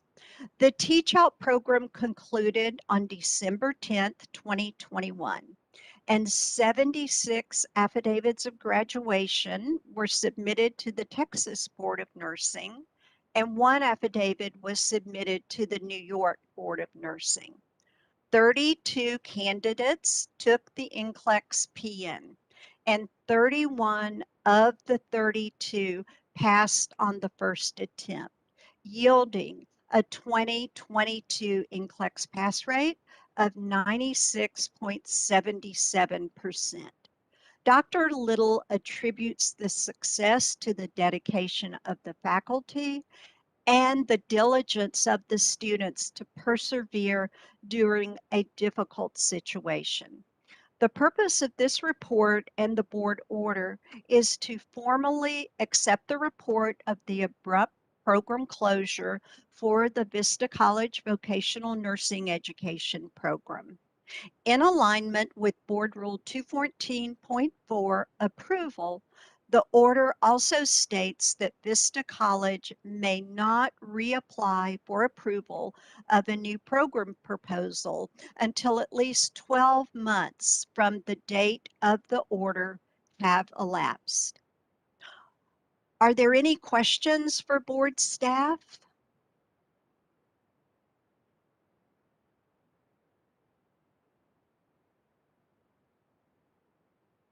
Dr. Ayers, in addition to all of the people that you mentioned that made this possible, I want to thank you and Dr. Hooper and other staff who made every effort to arrange these things, to educate the nursing students and the public about what was going on. Your efforts are greatly appreciated.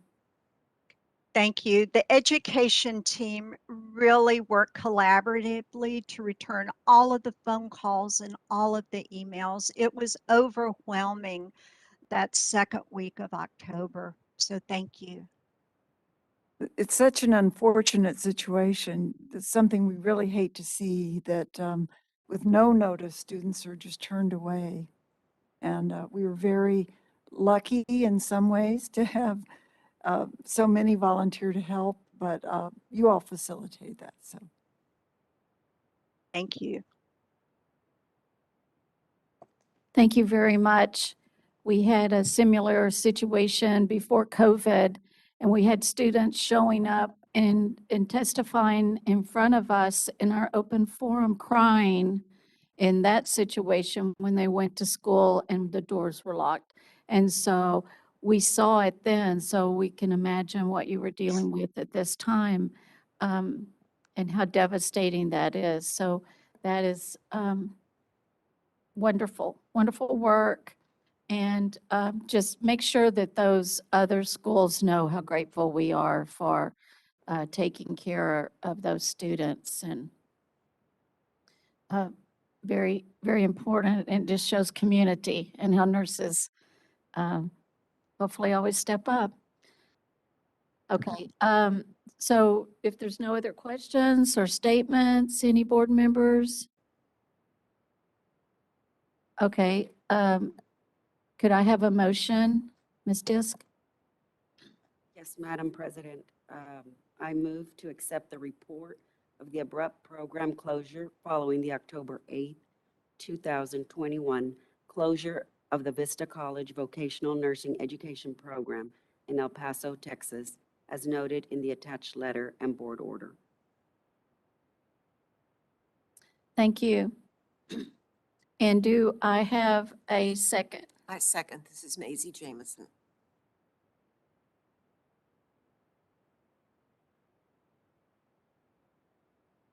Having a motion and a second, we'll now take a vote. Daryl Chambers, Daryl Chambers, 4. Laura Disk, Laura Disk, 4. Dr. Edwards, Dr. Edwards, 4. Carol Hawkins, Carol Hawkins, 4. Maisie Jamison, Ken Johnson, Ken Johnson, 4.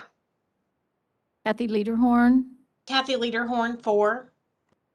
Rick Williams, Rick Williams, 4. Kim Wright, Kim Wright, 4. and Kathy Ship 4. So the motion passes. And again, Dr. Ayers and for Dr. Hooper and all of the work that you guys did, thank you. Thank you very much. Thank you. Okay, at this time, we're going to move on to agenda item 5.2.1A, consideration of appointment of members to the Advanced Practice Nursing Advisory Committee. Dr. Zeig will present the agenda item. Good morning, board members. This is an action item for your consideration. The Advanced Practice Nursing Advisory Committee is a standing committee of the board and is addressed as such in Board Rule 211.6. This committee has not met in some time, and so at this time, all of the members' terms have expired, and it's time to appoint new people to serve in those capacities. 3 of the members have been asked to serve another term.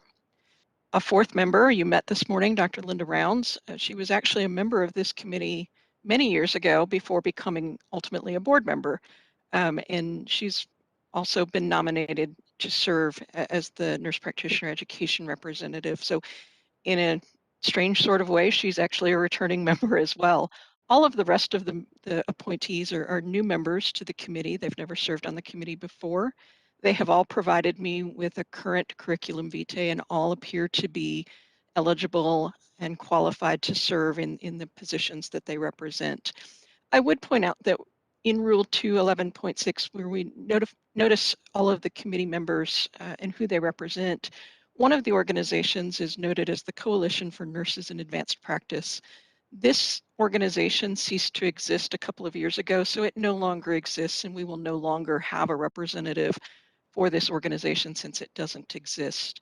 I've provided you with all of the names of the proposed committee members and a brief summary of their bio. Their CVs were rather extensive in some cases, and so if you'd like them, I do have them, and I'm happy to share those with you, but I provided a brief summary instead, and I would ask that you approve all of the nominees that were appointed or nominated for this committee. I'm happy to answer any questions you might have. Thank you, Dr. Zeig. So board members, are there any questions or discussing regarding this agenda item? So can I get a motion on agenda item 5.2.1A? This is Allison Edwards. I'd like to make a motion. I move to appoint the new members of the Advanced Practice Nursing Advisory Committee as set forth in Attachment A for a 2-year term to begin January 1st, 2022 and expire on January 1st, 2024. Thank you. And do I have a second? This is Maisie Jamison, I second. Thank you. So we have a motion and a second, and we will now take a vote. Daryl Chambers, Daryl Chambers, 4. Laura Disk, Laura Disk, 4. Dr. Edwards, Dr. Edwards, 4. Carol Hawkins, Carol Hawkins, 4. Maisie Jamison, Maisie Jamison, 4. Ken Johnson, Ken Johnson, 4. Kathy Lederhorn, Kathy Lederhorn, 4. Rick Williams, Rick Williams, 4. Kim Wright,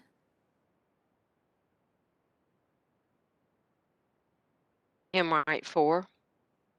and Kathy Ship, myself 4. So the motion passes. So thank you very much. And I think you have a meeting of this group. Dr. Zeig, isn't that correct? Coming up?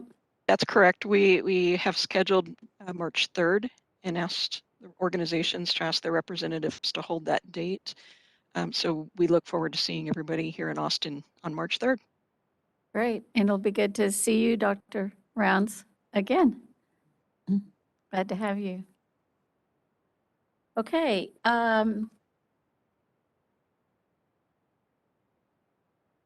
Next on the agenda is 5.3.2, Texas Center for Nursing Workforce Studies Advisory Committee. Ms. Thomas. Board members, the advisory committee has not met since the October 13th meeting. which I reported on at the last meeting. But in the interim, we have received the financial report, and that will be considered later on the agenda under 7.4.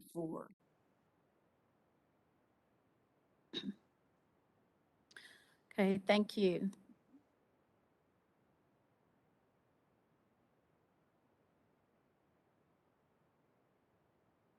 You want to do five?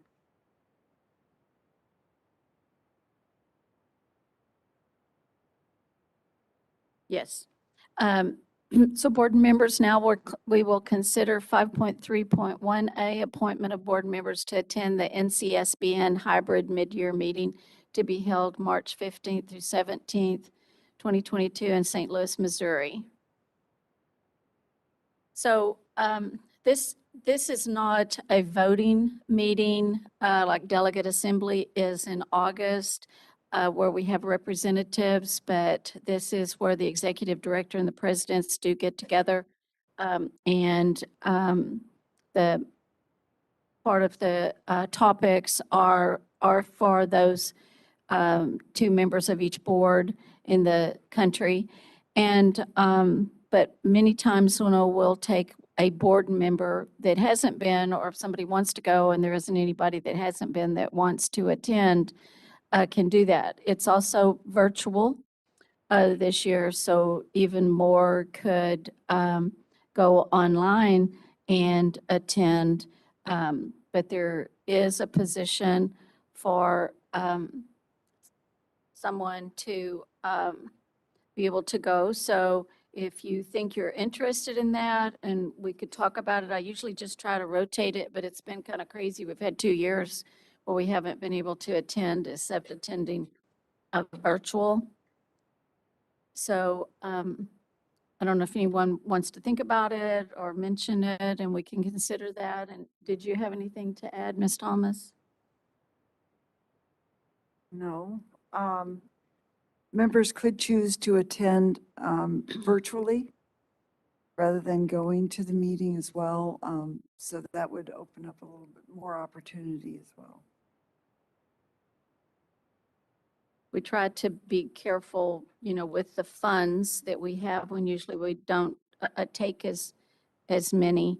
It is a voting, so we usually, and someone will attend in Chicago in August as well. So Dr. Benton will be attending virtual, and then Ms. Thomas and I will be well, at this point, face-to-face, although it depends on what's happening in for the NCSBN at that time. So does anyone have anything to say or think about, or?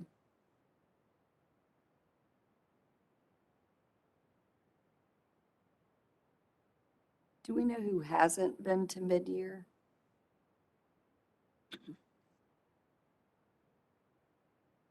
So Maisie's not been to mid-year?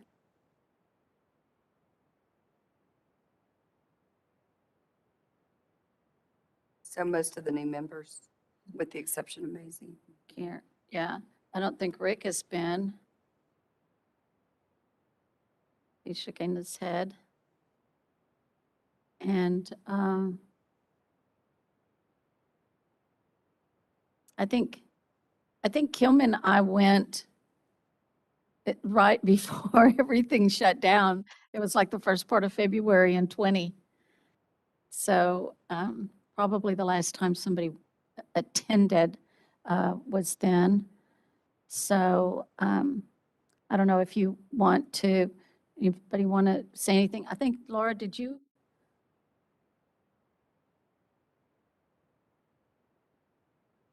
Mm-hmm. Well, Chicago is always annual, so that's in August, but I can't remember either because it's been over 2 years. So anyway, I guess if you want to get in touch with me, because, let's see. There is still also a chance that NCSB will convert this meeting to all virtual, depending on the conditions of COVID in the area. So they're evaluating that. They have not notified us of any intent to do that yet, but just keep that in mind.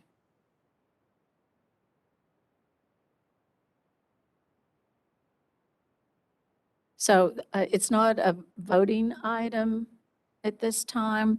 So we can, if you just want to get in touch with me, and if no one that hasn't attended, doesn't want to, we can open it up to someone who has been in the past. We just want everyone to be as involved as they can be.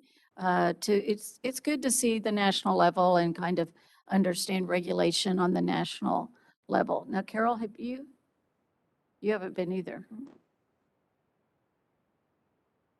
Okay. All right, we'll move on.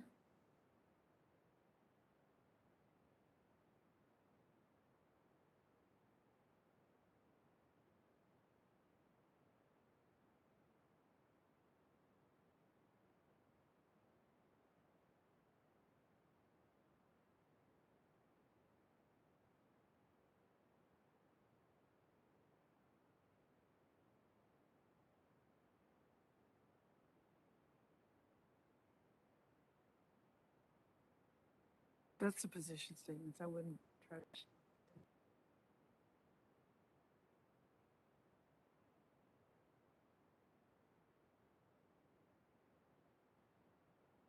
I could do that.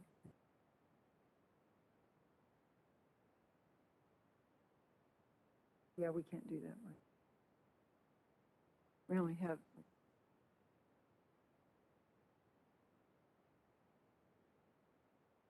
Or you can stop now.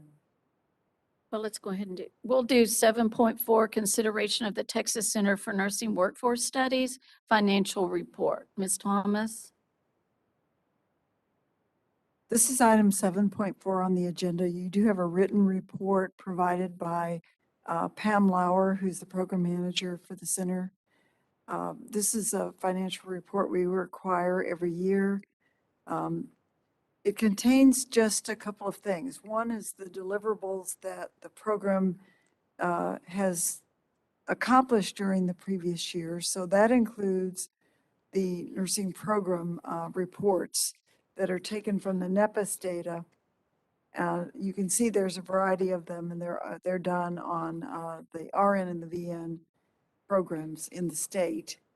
That includes the faculty the faculty trends in the schools of nursing, school nurses, and they also have created a new LVN education dashboard.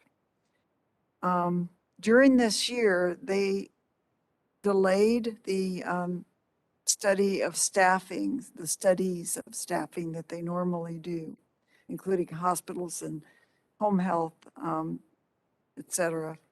Those will be conducted in this coming year, the 2022 fiscal year, or this current year.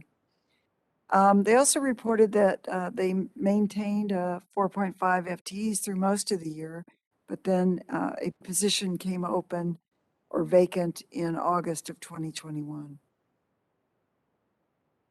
They had an unexpended balance for 21, which was $26,196.54. That balance they intended to carry it forward, but for some reason didn't realize that they did not have unexpended balance authority between biennium. So they could not do that. So that money was lost to the state treasury. I shouldn't say lost. It was used in the state treasury. Lost to the program, let's say that. But they have since asked for a rider with that unexpended balance authority, which I believe they've obtained. So, and if the attachment 1 contains a detailed budget report with the various expenditures, I'm happy to answer any questions that you have. Thank you, Ms. Thomas. Any questions, board members, or statements? They do such great work. Yeah, they do. And these reports are so important to us and for the profession. Okay, I think what we're going to do is go ahead and break for lunch. We will come back and start probably about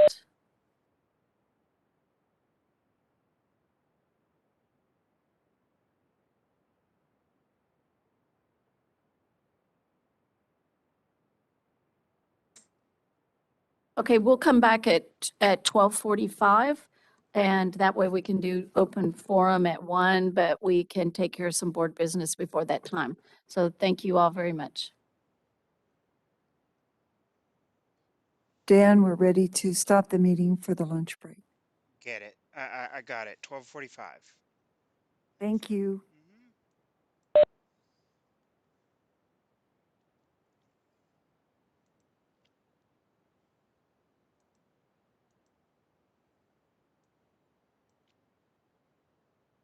Are you going over?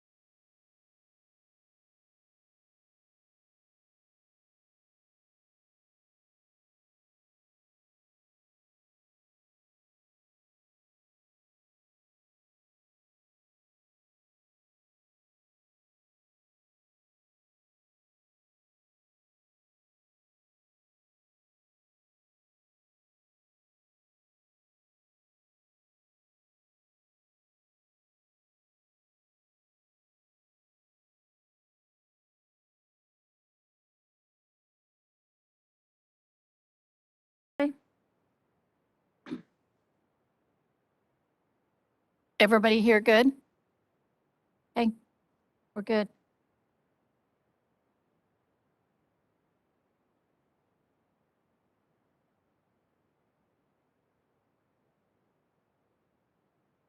Okay, good afternoon. We are going to resume our meeting. I'm Kathy Shipp, Board President.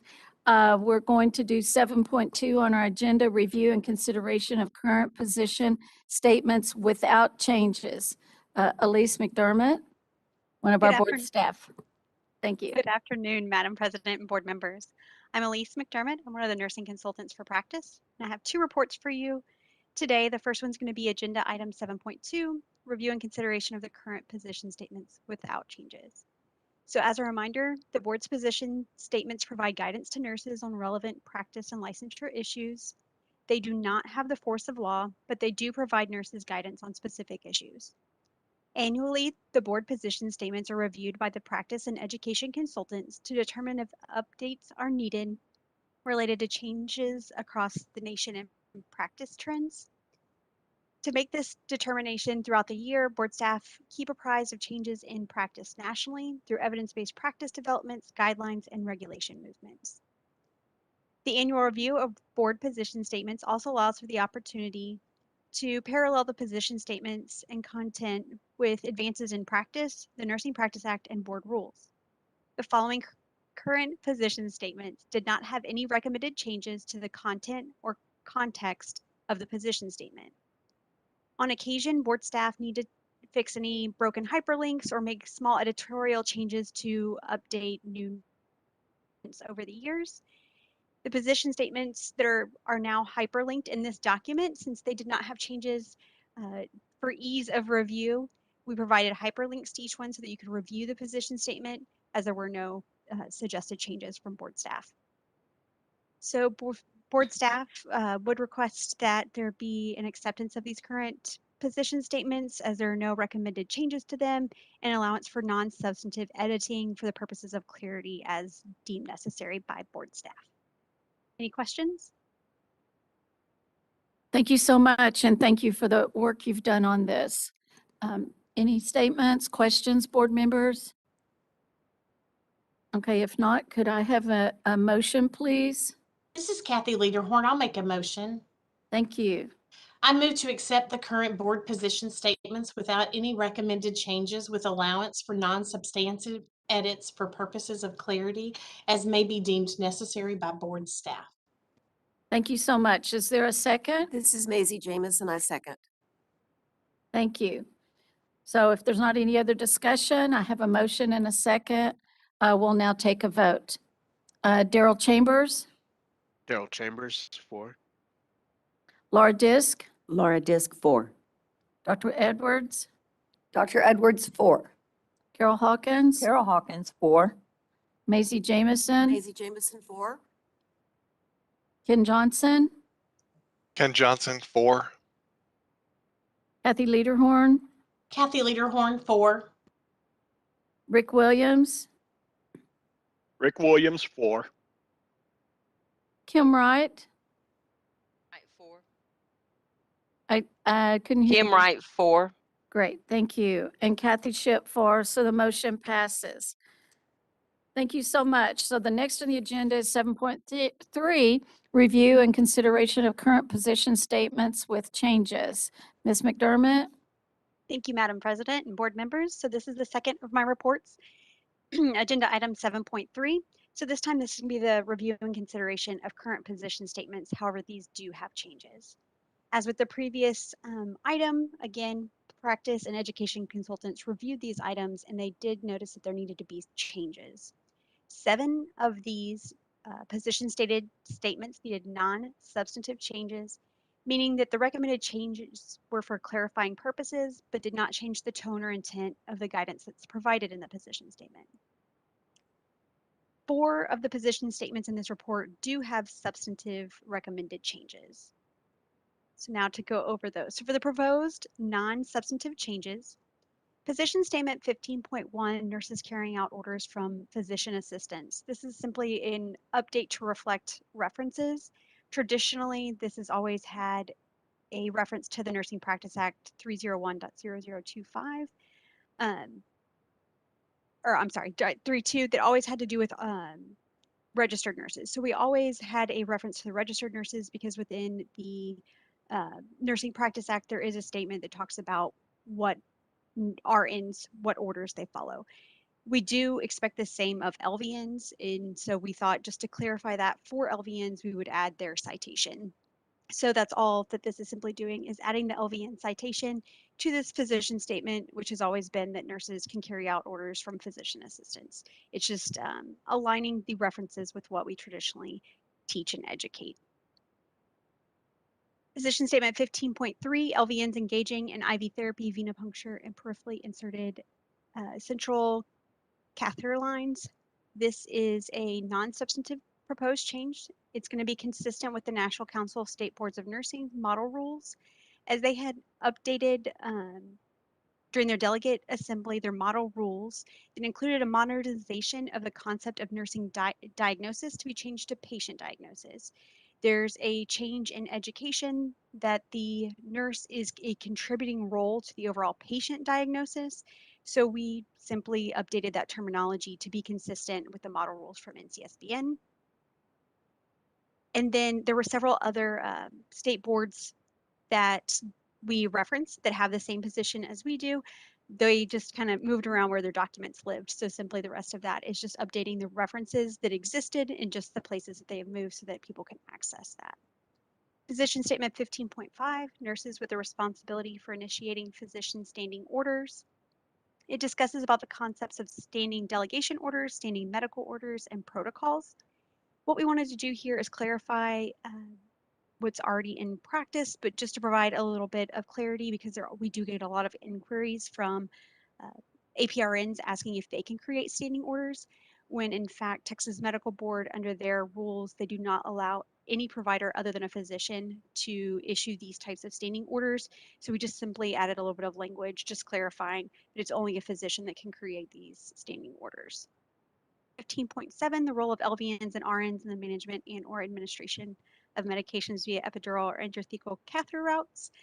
This was to align again with the terminology from the FDA. They used to reference something called a safety communication. Now it's a news release, so just keeping the language consistent. And then the American Association of Nurse Anesthetists has changed their title to the American Association of Nurse Anesthesiology. So again, just to keep it most current with the title of another organization that we reference.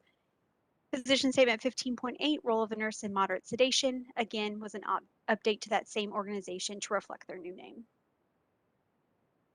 Position statement 15.10, continuing education, limitations for expanding scope of practice. This is a non-substantive change. As you all know, there was an update to the decks that occurred. So all we were doing here is this position statement links to the decks. So we were just updating that so that they can then go from this position statement over to the decks, but there's no change to the actual meat of this position statement related to the decks.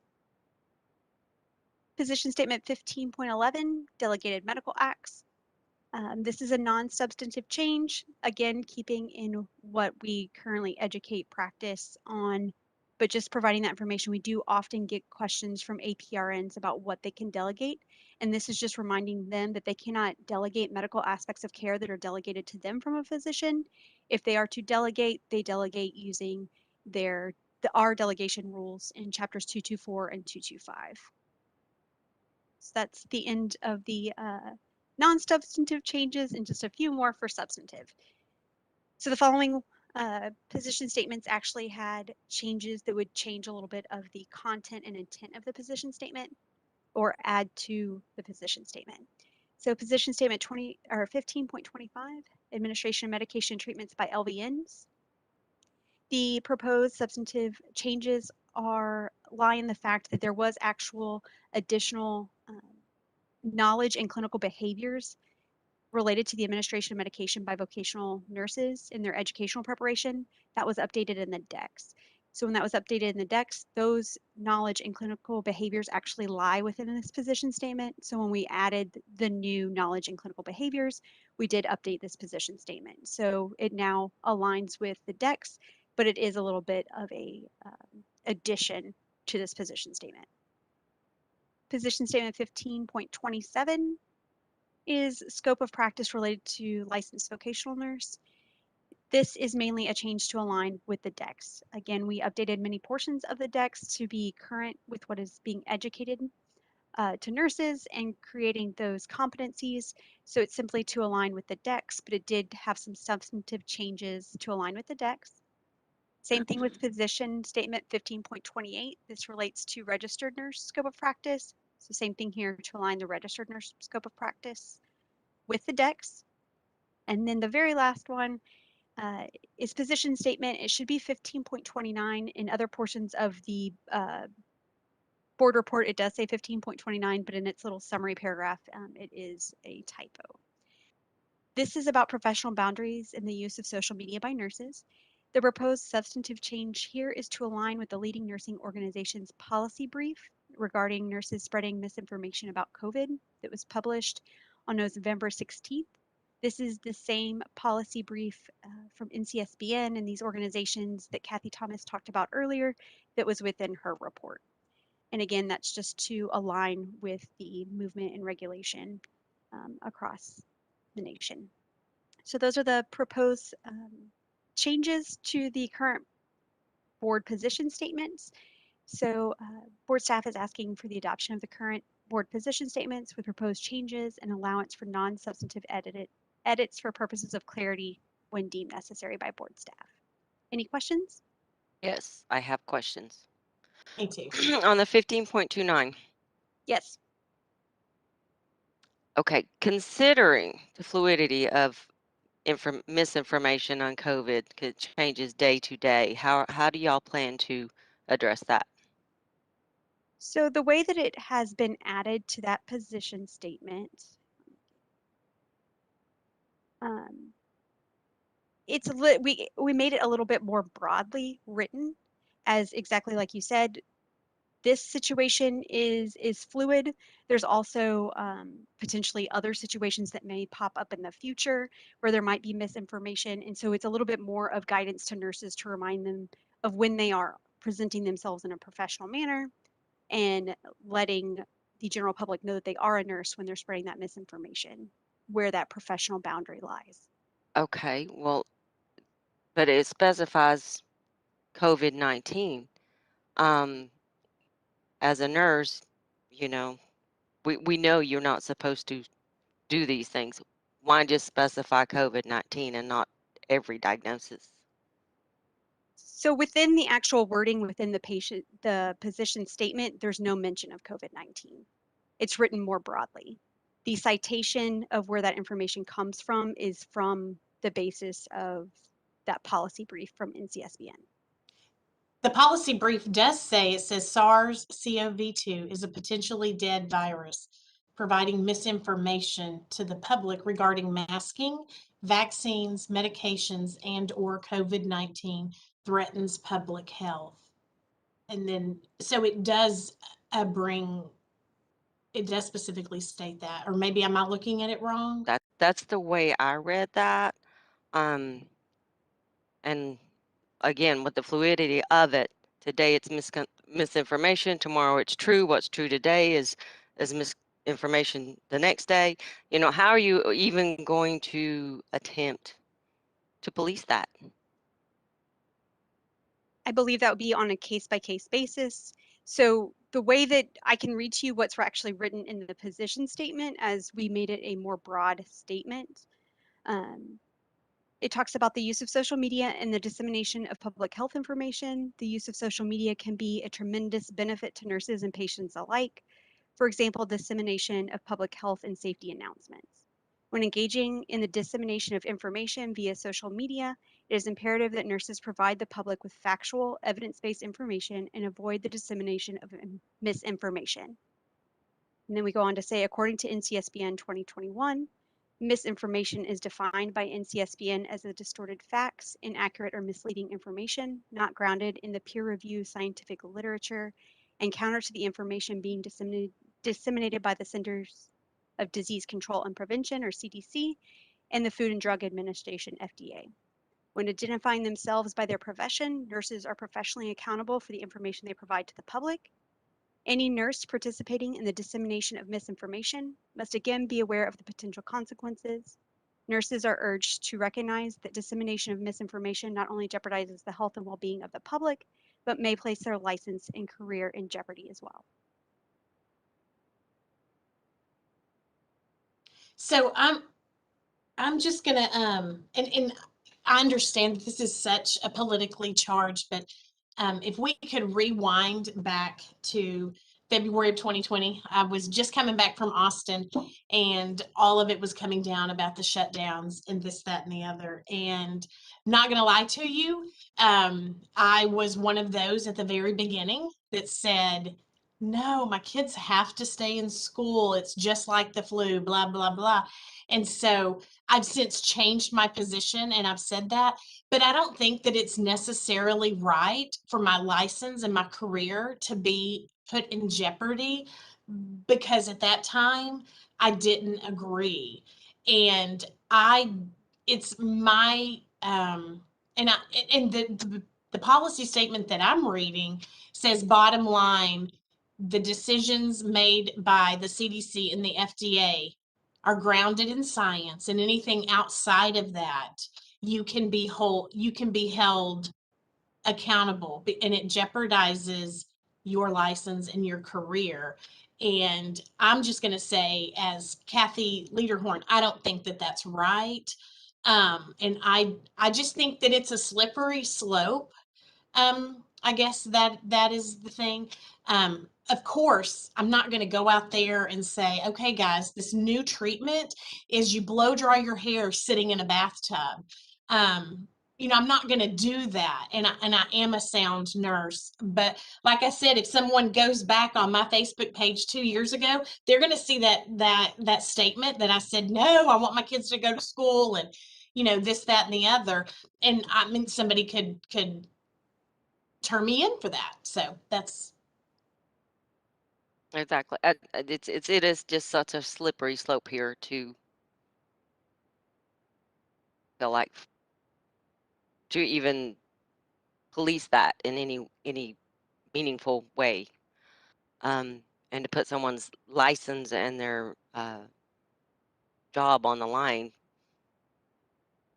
because they shared something and didn't even realize that something was in there that could put them in jeopardy. I really have a really hard time accepting that one. Board members, these are policy statements. These are sort of guidance to nurses. When you're talking about a disciplinary action and you're talking about a violation of a board rule, I mean, that's what you're talking about. You're talking about reviewing the facts, looking to see what are the circumstances surrounding those facts, looking at the rule that the agency believes is in the public interest to enforce, and saying that this particular activity is a violation of the rule. Now, this is a policy statement on guidance to those nurses out there who want to utilize their authority behind their license to, engage in what could be considered trying to influence public opinion or using social media to sort of promote concepts. And I think the issues raised by board members regarding, the slippery slope of where do you draw the line? Is this really a policy that or guidance that we want the board to make in this area? And that's and that's really the question before y'all. Do you want to say that as a board who regulates the industry, the licenses of people, if you see people out on the internet proclaiming, their status as a licensed Texas nurse and right, on the big spectrum of what is made up or what is, completely false, or, where is that line? I get it, but but do you want any guidance out there to your licensees about, please, before you reach out on the internet and start influencing people's decisions about their health, make sure that it's based on, sound, or what you believe to be, or know to be, or can show as sound science and literature and empirical evidence. It's not a rule. We don't say that if you violate this policy, you're in violation of a board rule. We're saying this is guidance to those people who are using the social media to try to influence. Don't use false information to do that. I mean, that's kind of how I read it, and it's sort of, it says what it says. Y'all's decision today is whether or not this is the type of guidance you want to put out there. I think this is this is based on the National Council State Board of Nursing sort of view of what licensees should be aware of before they go out and start making claims about what is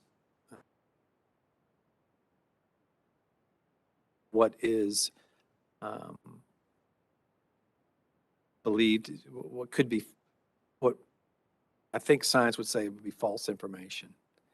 But as you just started to say, what could be?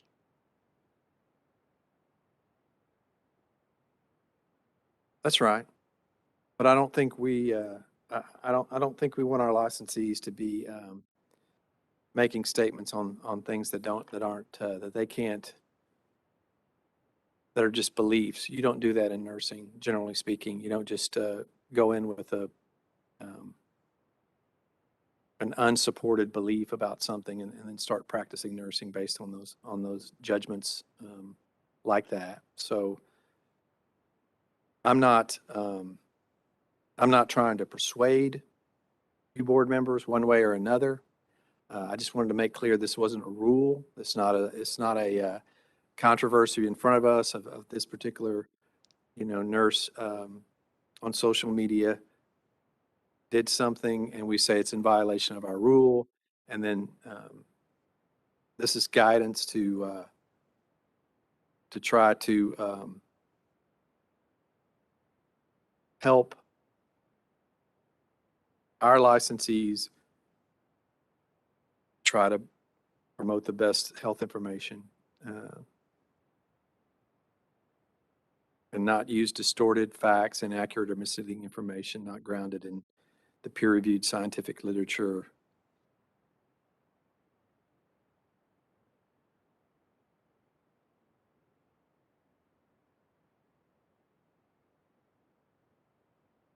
Okay, any other comments, board members?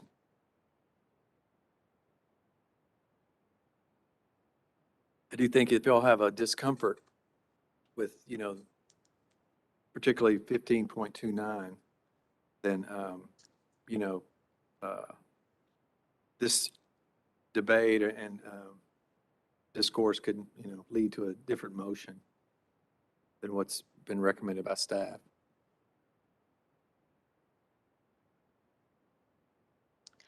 Personally, I do not feel comfortable voting for 15.29. I do not feel comfortable with it as well. So is your discomfort just exclusive? Can you point out where, because the position statement obviously covers a lot of other territory that's important about professional boundaries. So can we define exactly which bullet point on what page that you are having discomfort with? Specifically, when it says misinformation about COVID, The and that is CDC, what I read. what's been added in under use of social media and dissemination of PHI? I think it's that last part in the red. It's the National Yes, but Council. is it the first bullet point? Get to it. I think it's more to the end. You think it's what? I think it's more to the end. That is the end. Yeah. It is page 50, it'd be 55. Oh, no, 54. And the first bullet point is what I'm thinking. I think it is the first bullet point is what they're referencing. So- Well, what, bullet point 1 and 3. I don't even see what you girls are seeing Say on again? bullet points. I don't see the bullet points. Okay, it's in the red. It's what's been added to, as a substantive change to the position statement under, it's the page 54 of the Microsoft Word document that's attached. For And- me, Dr. Edwards, it is bullet point number 1 and number 2. No, really the first and the last. That's what I was thinking. Because there's one thing, I was going to say in practice, I deal with people of all walks of life, and I help them make the best decision for them. And I don't use my opinion or things that I think when I'm dealing with them. But when I'm on Kathy Lederhorn's Facebook page, to me, that's the issue. That, of course, I'm professionally accountable. I just think that it's a slippery slope. So that the bullet points, the first and the last, were my issues. And I agree with you. And in fact, I have personal issue by mentioning specifically the CDC because they have been a source of misinformation, vacillating opinions, Yes. and embarrassing to public health professionals. So, I totally agree. This is Carol Hawkins. I agree with specifying there's other scholarly research out there that are also doing, research and is evidence-based as well outside of the CDC. So that statement, that does come from National Council and just came out just recently. So I think at this point, we could remove that in the position statements and have all of the other position statements in a motion possibly. We could remove 15.29 Can at we this just state- point. Yeah, excluding I'm pretty sure, let me look at the board. could we not amend 15.29 or make a recommendation I don't know to if we amend want it? to do that at this moment, Well, do we?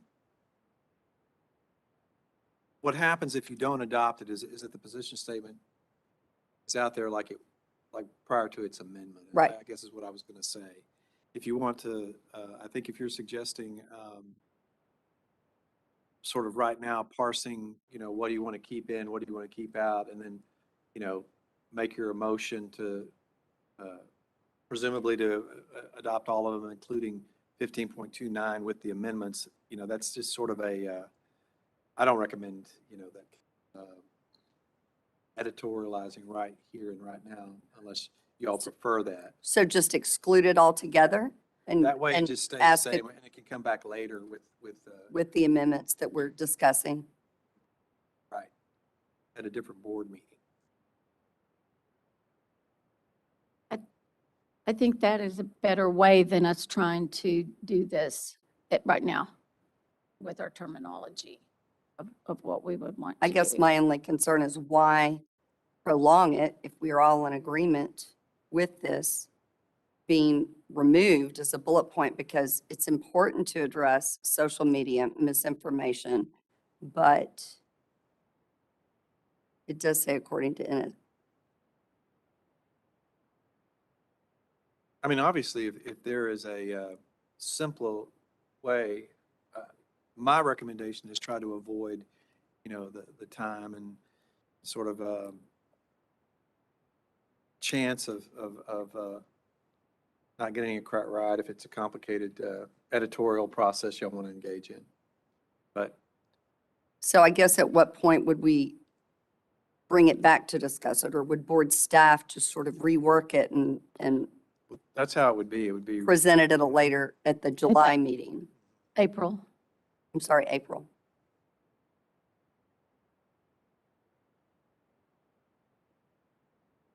So I guess it's important that we make our concerns known beyond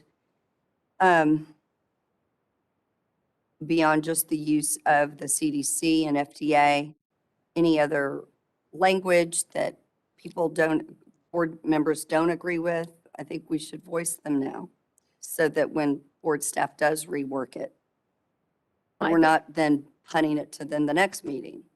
So this is straight wording, isn't it, Elise, from NCSBN? Because when I read it before, I think, Yes, so ma'am. that's the source. Where we created it from is we were looking for evidence-based research to put behind the position statement. Since they are kind of the overarching regulatory, they had a statement. We used that as the basis since they did define terms. Mhm. So I think we could take 15.29 off and go with the other position statements. And the staff has worked with us in the past and can definitely contact board members and work with Ms. Thomas and Mr. Johnston, and then see about bringing it back. We'll just change our motion. Is that?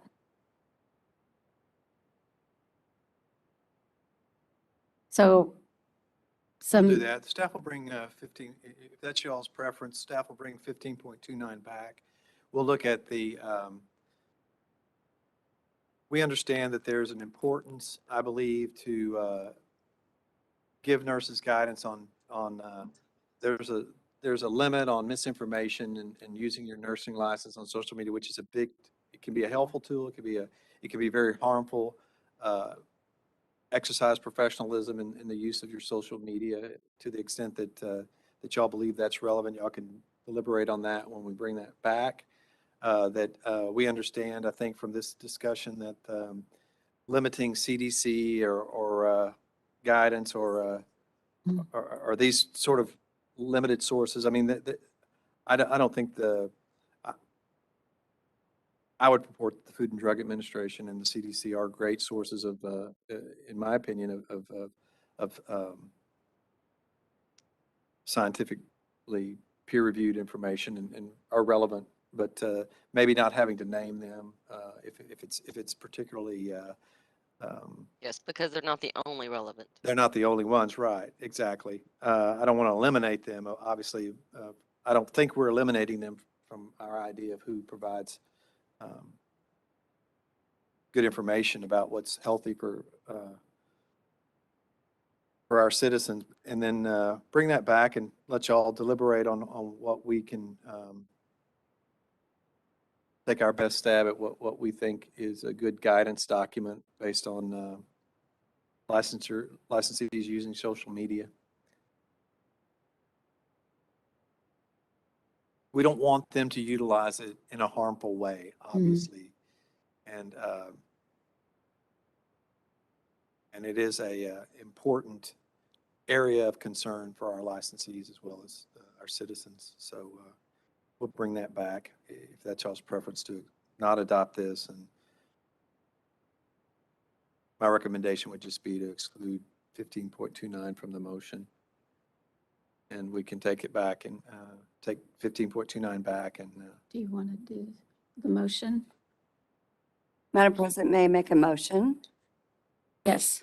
So we move to adopt, I would like to move to adopt the current board statements with proposed changes, along with allowance for non-substantive edits for purposes of clarity as may be necessary by board staff, with the exception of 15.29, which will be excluded from this approval or adoption. And name it. 15.29, which is defined as professional boundaries, including use of social media by nurses. Will be, Oh, I'm sorry.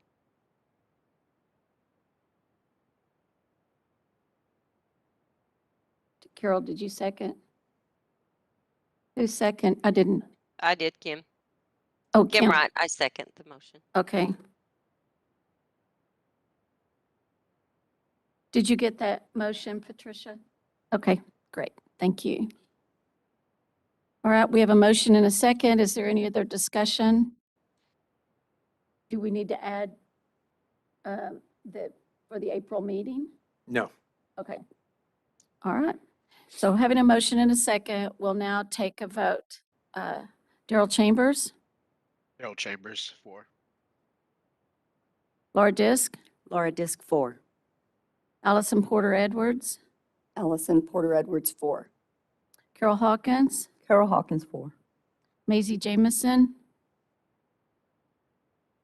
Ken Johnson, Ken Johnson, 4. Kathy Lederhorn, Kathy Lederhorn, 4. Rick Williams,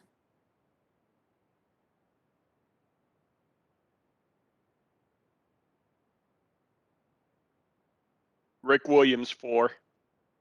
Kim Wright, Kim Wright, 4. and Kathy Ship, 4. So the motion passes. So then the staff will work on that 15.29. And thank you so much, Elise. That's a lot of work on all of those different position statements. And when I was trying to read them, I had to read them several times to figure out what it was. And one of the things I do want to say, I love how you're color coding anything that you're doing so that we can figure out what is being worked on and the changes you're doing. So I appreciate you doing that for us. So at this time, we're a little late to go into our open forum.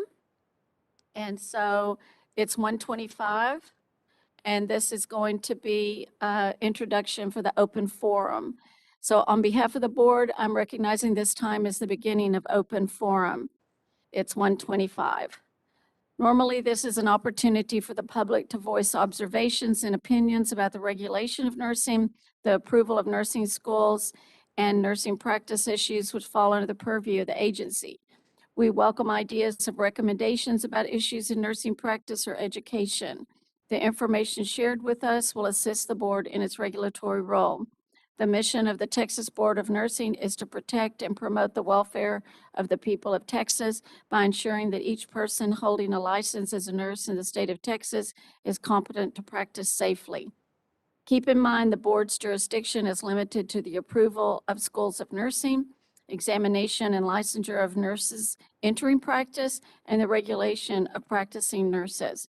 Many aspects of healthcare, such as the operation of hospitals and the licensure or practice of healthcare providers other than nurses, are beyond the board's purview. In eligibility and disciplinary matters, the law provides that the board act on the basis of admissible evidence, which is secured and presented within the requirements of due process and the Administrative Procedures Act, the APA. Therefore, during this forum, we cannot receive information about any pending cases. Members of the public were provided prior notice, both on file with the Secretary of State's office and on the board's website, of the opportunity to request to present verbal or written testimony relating to this hearing. At this time, we invite anyone wishing to address the board during open forum to step forward, identify yourself, and present the information that you wish to share with the board. And we have two requests at this time.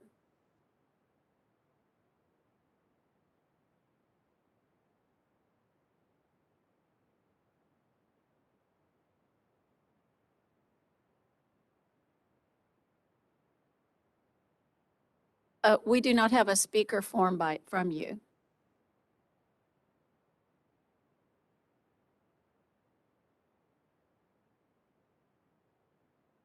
Okay, at this time, we will have Cindy Zolnerick, TNA Executive Officer, here to speak. And she's bringing Jack Frazee with her. So welcome today. Thank you. Thank you, Kathy. I'm Cindy Zolnerick. I'm a registered nurse, and I'm the CEO of the Texas Nurses Association. And I am really pleased to introduce our new general counsel and Director of Government Affairs for TNA, Mr. Jack Frazee. Hello, everyone. I'm really happy to be here with all of you and happy to be working with the Texas Nurses Association. Any questions that you all have for me, I'm answer, but mostly just wanted to introduce myself. I think the board members might want to hear how your journey took you to the Texas Nurses Association. All right, I'm happy to share that. So I really got interested in healthcare policy by working with the Scott and White Center for Healthcare Policy. I joined them originally just as an administrative assistant in 2012. I was mentored by an attorney named Marissa Finley, who stimulated my interest in healthcare policy, and she was just very gracious about taking me to meetings at the Capitol or at other agency meetings and just sort of exposing me to the business of government. And so I ended up asking her, you know, what should I do if I want to keep pursuing this path? And she told me to go to the University of Houston Law Center and get a degree there. They also have a fellowship program that I was able to be a part of that places you in the Texas legislature. So I was very fortunate in the 85th session to work with Representative Garnett Coleman. I was his public health policy. Oh yes, sorry about that. Is this on? Can you hear me? Just a little closer, okay. All right. So I was very fortunate to work with Representative Garnett Coleman as his health policy analyst, and I also staffed the Public Health Committee in the House. After working that session, I went into private practice doing litigation, mostly consumer protection oriented cases. A lot of them had healthcare components or whistleblowers involved. Some of that litigation is still ongoing, and I'm involved in that as an extracurricular activity, I guess.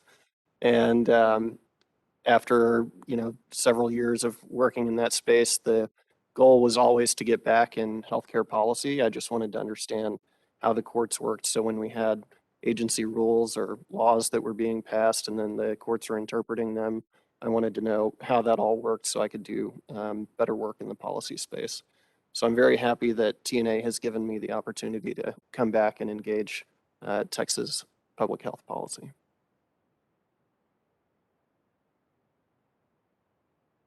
Well, that is a resume. So that is great. So thank you for that. We're looking forward to working with you. Do you have any questions, board members? I teach in the ADN program. No, I do not, APRN program, and I speak to brand new nurses and I talk to them about the role of the Board of Nursing and the organizations that are out there that the members are in of the organization and about the difference in the two, about we're stakeholders, that we work together. We just have different purviews for what we're doing, but TNA and especially TPAPN, that TNA provides and all with the foundation, very, very important part of what we do and how we do our regulation that's required. So thank you for that. We look forward to that. Is there anyone else that has anything they'd like to say? Any members? Okay. Well, it's great to see you and meet you. Thank you.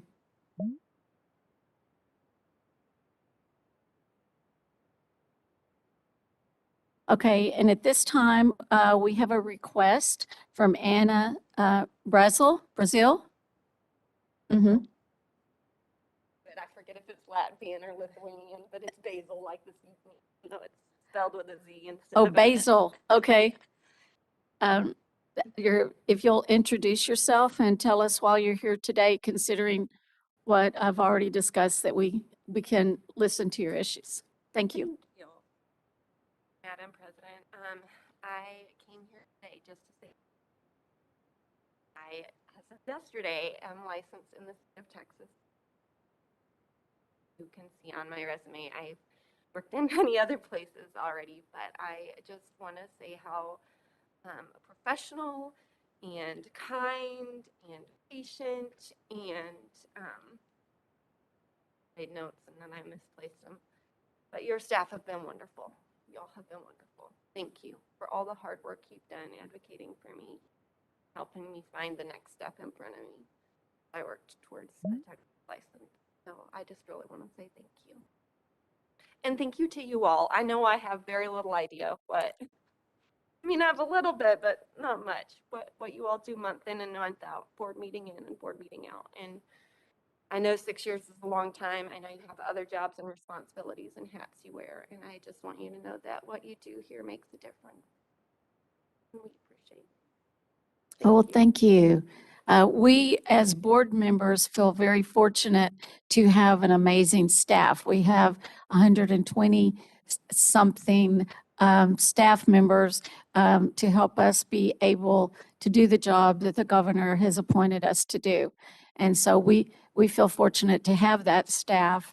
And being an educator, you know, my students, as soon as they graduate, they want the paperwork done, and our staff remind me of hamsters on a wheel, that they are just doing it as fast as they can. And so when someone comes from another state and all of that paperwork that goes, so we love our staff and appreciate what they do. So it's really nice to hear that from our constituents and consumers. So thank you. Board members, does anyone else have anything they'd like to say? Okay, thank you. All right. It is, oh my gosh. I have two laptops. It's 1:35 and our open forum is adjourned.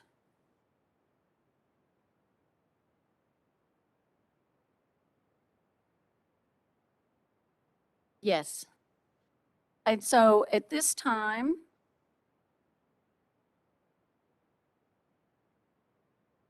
we are going to hear, I know it's 7.1. Yes. 7.11, the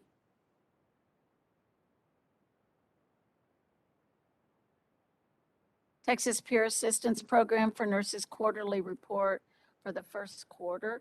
Dawn Webb. Is Dawn on? Is she Yes, in the ma'am, I meeting? am. There you are. Okay. Hi, good afternoon, Madam President and board members. Hope everyone's doing well. I'm here to present the first quarter report of 2022. I can just go over some of the data that we have and any updates and then answer any questions that y'all have. On the first page of the report, the first section is our referrals. And this has been an area of concern that we've had for about a little over a year now since the pandemic has hit. This last quarter, our referrals did go down significantly.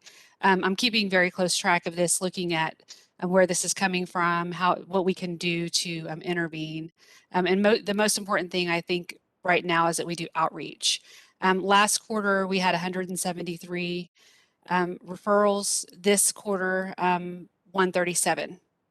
And I've talked to Dusty a little bit like a week ago, and we talked a little bit about it because we had a significant decrease again in referrals that we receive from the Board of Nursing, our third-party referrals and board orders. And that's just a referral thing. I mean, people are either going to refer to TPAP or the board or not. We did have a little bit of an increase for third-party referrals with TPAP, and TPAP third party did go up. Self-referrals went down just a tiny bit. So my goal for this is to do outreach, which has been difficult because the pandemic has made it where we really can't travel or go in person. And then as we schedule outreach and webinars and things like that with different organizations, we get cancellations every time there's a wave. Because they don't have the staff that they can go sit in a room and listen to the TPAP and overview. We had a few things lined up. Actually, the end of this month, February, we've already had a couple cancellations. Interestingly enough, our quarterly lunch and learn that we're now providing 1.2 CNE hours, thanks to Kristen and Timothy. We had 35 people registered for that quarterly lunch and learn webinar. 0 showed up, which was shocking. And we send out reminders, we do everything that we can, but keep in mind that the wave hit around the same time, so people are getting consumed with work. And things like doing, a lunch and learn or, extra webinars, things like that become tedious. So we just have to figure out ways to reach nurses so that the nurses are being referred that need to be referred, because it's very concerning to me that the referrals have gone down in a time that they probably should be going up. Another concern that I have is getting referrals later in the stage of someone's crisis or addiction, because that is, we hope to intervene early, which we've talked about a lot since I took this position the past 3 years. So we are trying to find every way possible to do some early intervention to avoid any type of nursing practice violations. So hopefully with our continued efforts, we can do that. We do have some outreach lined up. We are going to San Angelo next week, January 25th. We have worked out a deal with Shannon Medical Center where we're going to go and for their 2 nursing residency cohorts per year, we're going to go and provide our presentation twice a year to them. We hope to start doing that more. And we are also going to go to the 7th Annual Cultural Inclusion Institute Conference, which is part of the International Association of Latino Nurses Faculty. In April, we have a table there, so we're hoping to do some outreach there. We have a webinar planned for Texas Health Hospital in Frisco. We're doing a panel. We're going to be on a panel for Tonal for their conference on February 18th. So we're lining things up, what we can get lined up. And our outreach coordinator is gung-ho to get out there. We do have 2 new case managers that started, so that's going to help free up our outreach coordinator where she doesn't have such a large caseload, so that she can do more outreach. And then we continue to do the LinkedIn posts, the Twitter posts, Facebook, all of that. And any type of campaigns that we can do to just get TPAPN's name out there, basically. We continue to order swag, send it out. We've done water bottles, t-shirts, keychains, everything we can just to have our name out there. So somebody may ask, what is that? What is TPAPN? So hopefully as we continue to do those things, we'll see those numbers increase and ensure public safety. Any questions on, I know that was a lot, any questions on that? Okay, so moving on, the report, again, it's a lot of data. I'm not going to necessarily go over every part of it. Our pre-enrollment agreements, that's something that we do while nurses are in the process of signing up. We had 49 of those signed, 60 participation agreements over the quarter. We always give the reasons that people didn't sign up. Our active cases throughout the quarter, which is a rolling number, is 665. This is all nurses that we've worked with during that quarter. And then we always track drug test results. Our drug test results were increased this quarter. That is something that we are looking into to ensure that all of our prescription positives were accounted for. So that number right now we're in the process of looking at, and I'm probably going to have to send an amended report because at 88, so far I know it's down to 84. But again, it's a very tedious task to go in and look at every single drug test. You see that there was almost 3,000 requested. So Roland's working on that. That's the team lead. Basically, I went over our outreach on our activities and accomplishments. It's page 6 of the report. We continue to offer the lunch and learn. We continue to mail out TPAPN swag, self-care wallet cards. We participate in different trainings. The team is always working on their professional development goals. We have a peer support partner workshop quarterly. That's still virtual. I'm not in person yet. Our peer support partner number it's around 135 to 140. That's maintained. We are still recruiting for peer support partners. It says we're recruiting 2 case managers. We have actually recruited them. They started on January 3rd. Training's going great with those folks. Any questions? Dawn, tell the audience what your self-care wallet cards are. And I know I was really impressed with them before, and I just thought it'd be good to remind us about those. So they are these little folding wallet cards. I think y'all can see those. And we created these at the beginning of the pandemic, kind of during the Nurses Week, Year of the Nurse. It's hard to believe it was 2 years ago. But basically the inside of the card is just little reminders of, you know, simple things that a nurse can do while at work. Things like sit alone in a quiet room, get a drink of water. Yeah, just kind of try to think of happy thoughts, get some fresh air, stretch, seeing just little things that a nurse can do in the moment. Because what we have found is that when we're trying to assign these big tasks, these big self-care tasks, it's overwhelming. So we just want to give a little simple reminder, something in their pocket where they can be reminded to take care of themselves. And it does have a little statement in here. It says it's normal to feel anxiety, tension, grief, panic, stomach aches, difficulty sleeping, or in an inability to complete simple tasks. And it says it may help to focus on what you can control, stick to your routine, connect with others virtually, just some pointers in self-care that are very simplistic. We have plenty available if anybody wants to order them. Well, I was just thinking, have you sent them to any schools of nursing? We have not. We have not. We did reach out to some schools of nursing. We did. It's been actually, I keep saying the pandemic, and it's a bummer to always have to say that a lot of things right now are going on still 2 years later because of the pandemic. But when we had, a lot of things went virtual with the schools. So when that happened, we had more difficulty getting in touch with people. But that is definitely something that we can put back on our radar.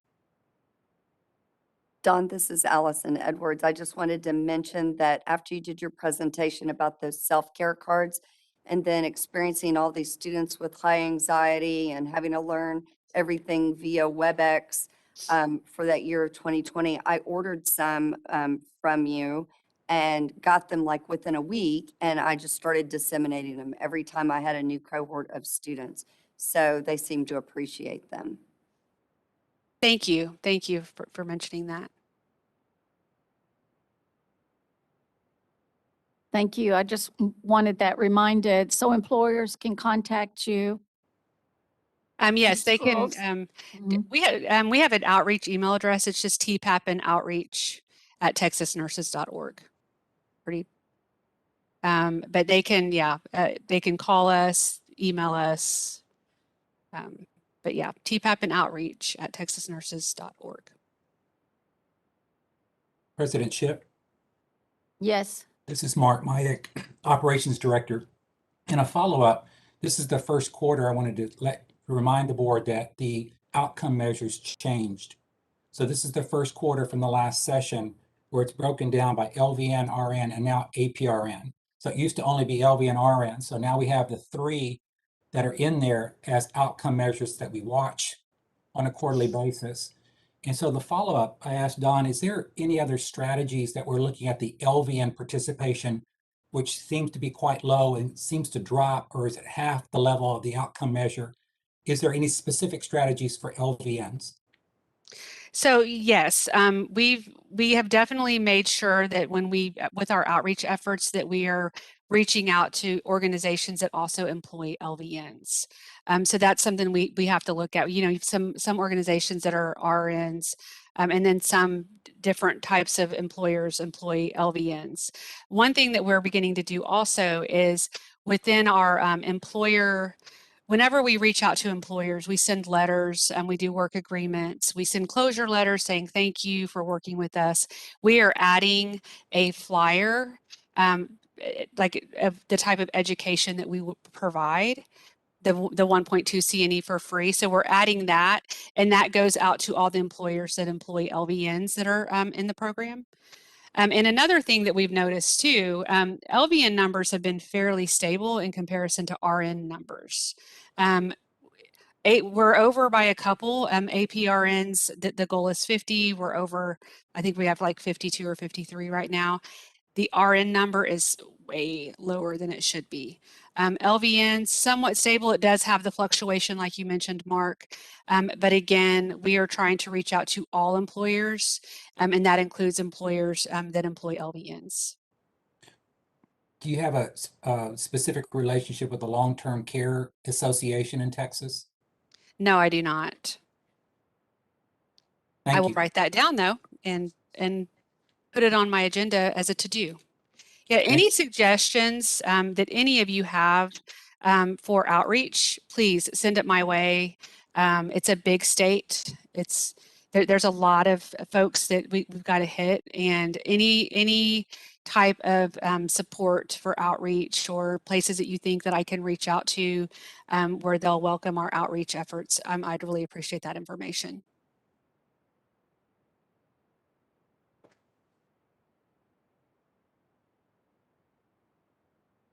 That's a great report. Any questions or comments, members?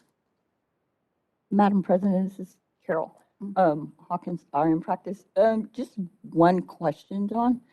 Do you currently like put a QR code on your flyers or on the booklet where nurses can just, or nursing students can just scan in and it takes them to the TPAP website? So We do. Okay. Yes, Awesome. we do have that now.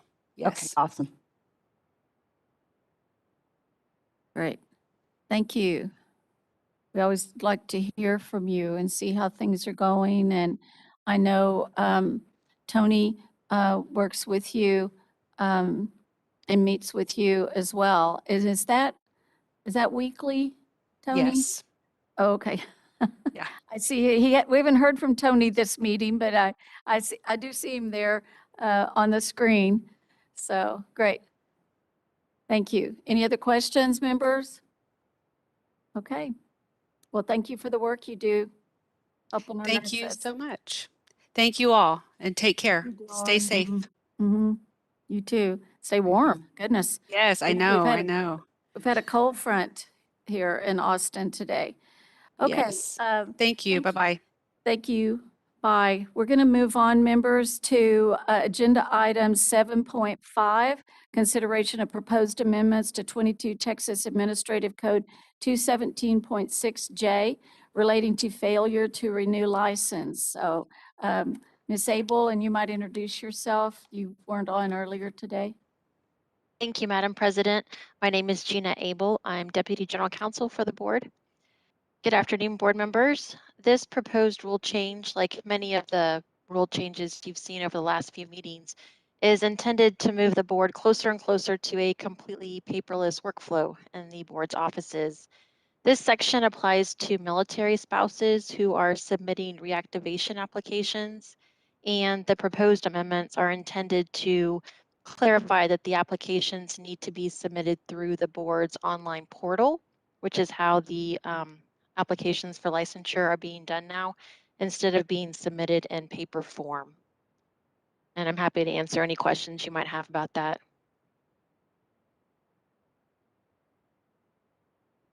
Thank you. Any questions, board members? Okay, if we do not have any questions, could I get a motion on agenda item 7.5? This is Allison Porter Edwards. I move to approve the proposed amendments to 22 Texas Administrative Code 217.5J relating to failure to renew license. Wait, am I on the right one? Yeah. Okay, Mhm. okay. As set out in Attachment A, with authority of the General Counsel to make editorial changes as necessary to clarify rule and board intent and to comply with the formatting requirements of the Texas Register. If no negative comments and no requests for public hearing are received, move to adopt the proposed amendments to 22 Texas Administrative Code 217.5J relating to failure to renew license as proposed. Thank you for that. And do I have a second? This is Maisie Jamison, second. I have a motion and a second. If there's no other discussion, we'll take a vote. Darrell Chambers, Daryl Chambers, 4. Laura Disk, Laura Dis, 4. Dr. Edwards, Dr. Edwards, 4. Carol Hawkins, Carol Hawkins, 4. Maisie Jamison, Maisie Jamison, 4. Ken Johnson, Ken Johnson, 4. Kathy Lederhorn, Kathy Lederhorn, 4. Rick Williams, Rick Williams, 4. Kim Wright. Kim Wright, 4. Thank you, and Kathy Ship, and I'm voting for. So the motion passes. The next for consideration, thank you, board members, and thank you, Ms. Abel. Next for consideration is agenda item 7.6, consideration of amendments to the board's guideline for physical and psychological evaluations. Ms. Abel? Thank you, Madam President.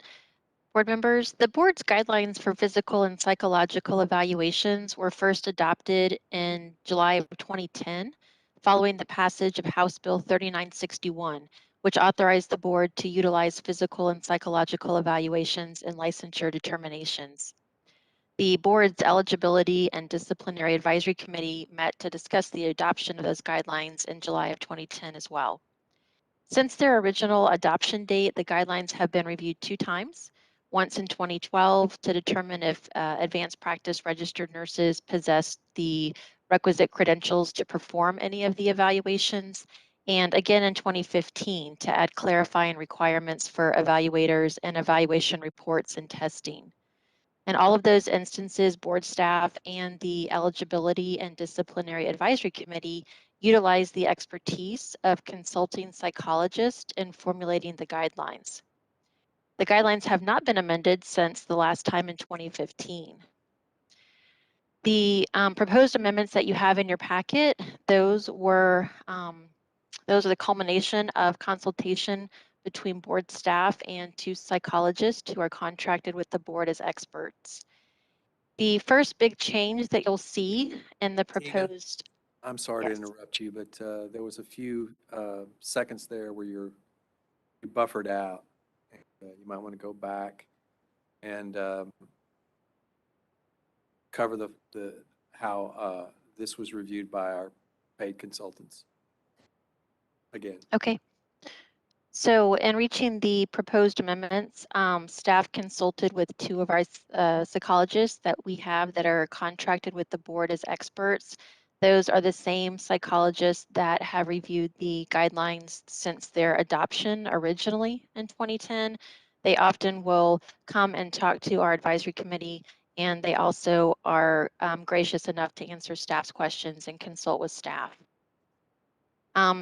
As just to highlight the bigger changes that you'll see in your board packet, the first big change you'll see is reducing the minimum number of years that an evaluator must have in clinical experience in a relevant field of practice from 10 to 5. And the original adoption of the guidelines in 2010, board staff had seen a lot of evaluator applications come in since that period of time.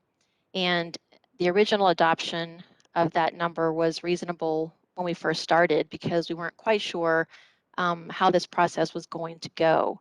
And experience has shown us over the years that quality evaluations can actually be produced by evaluators who have less experience.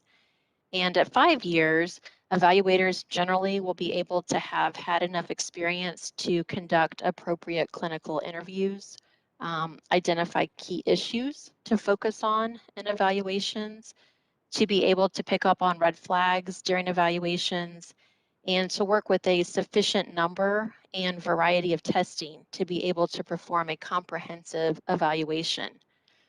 Something else that was pointed out to staff by our expert consultants is also that before you can be licensed as a psychologist in Texas, you have to do 1 year of supervised practice.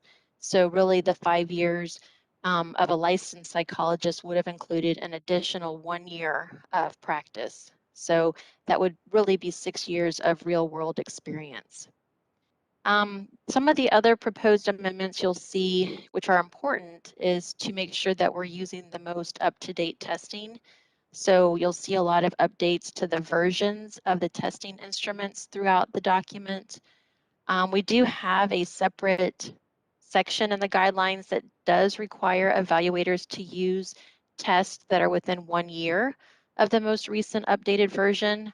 But staff does see some evaluators using very outdated tests. So we wanted to make sure to put the right names in there, the right additions, and the consultants did assure us that all of these tests are readily available to evaluators, that there should not be an issue with evaluators being able to find the correct version of the test.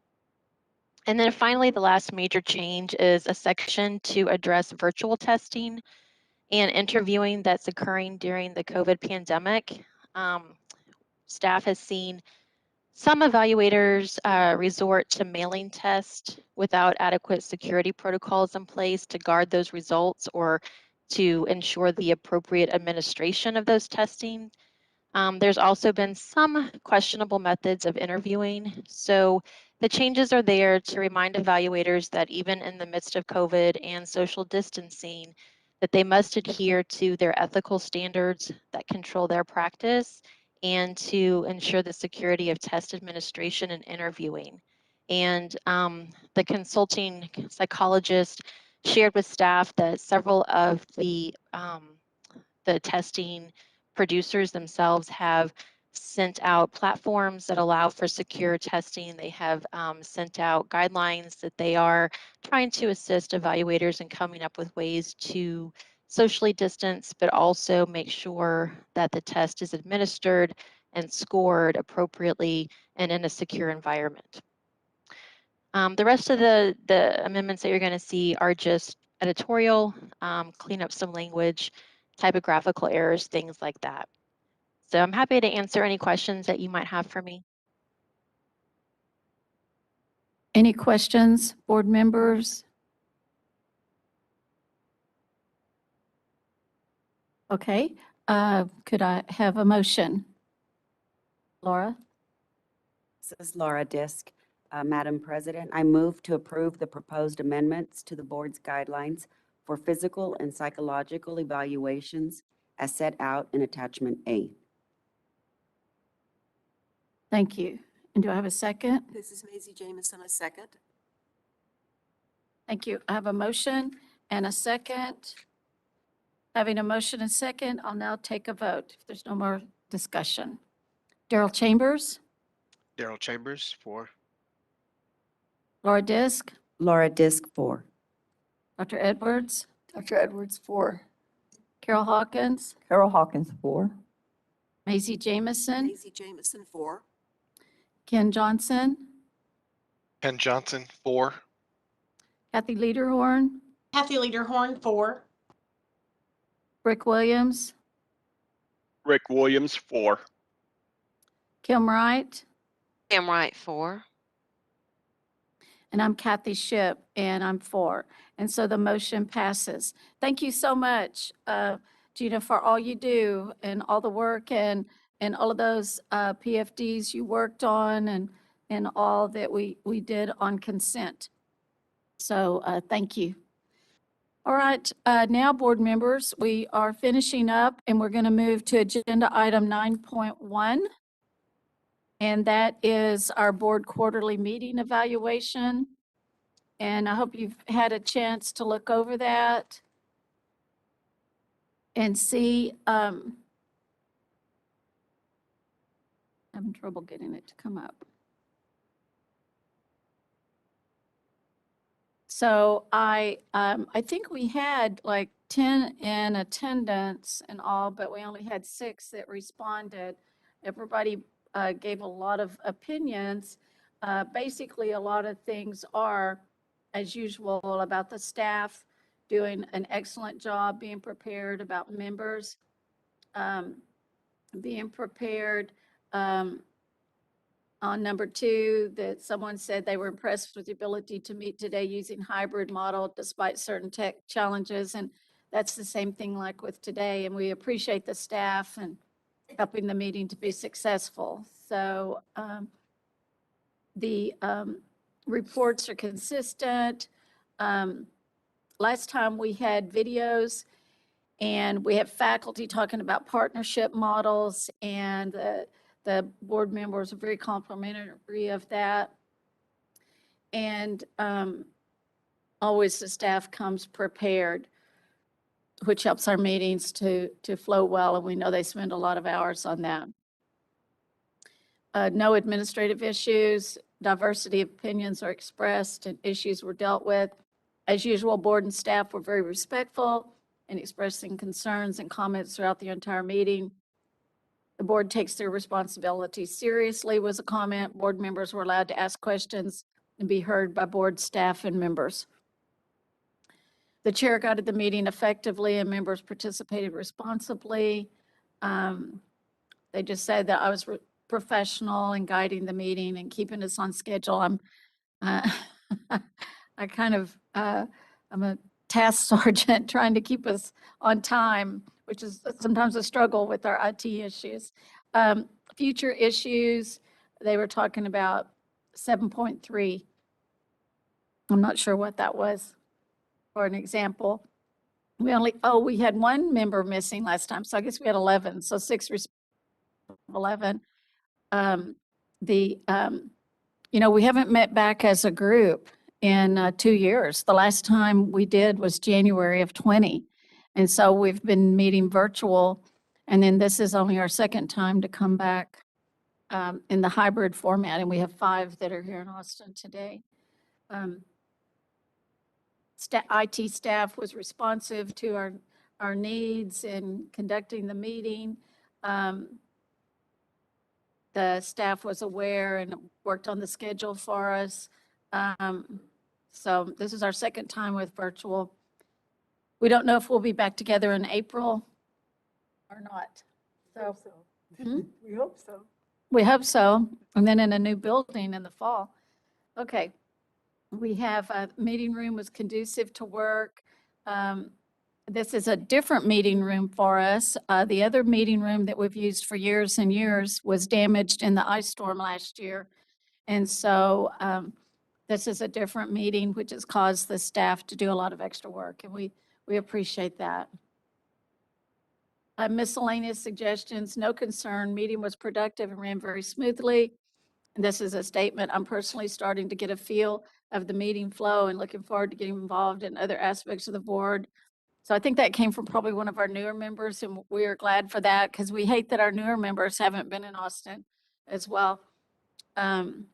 And considering giving visitors a prompt sheet that gives them guidance on appropriate etiquette when on the agenda to present. We had some struggles last meeting was one of the statements. And so, and usually we even have a timer that we've used when we have a lot of people present in front of us. So, it's work in progress. So I appreciate you guys. And I just want to remind you, this is, our form. If you'll send them to me or send them to Patricia and she sends them to me, or those that are here, if you fill it out today, we'd appreciate it. I wouldn't know what to do if I had all members get it filled out. We have one member that's gone off the board. Tamara Rhodes was on and did ADN education, and she's now faculty in a BSN program. In fact, works in my program at West Texas A&M in Canyon. And so she has gone off the board, and that ADN position will be filled. And then we have 2 other members that couldn't be here today. So we have 10 of the 13. So thank you for that. Does anybody have any statements about that?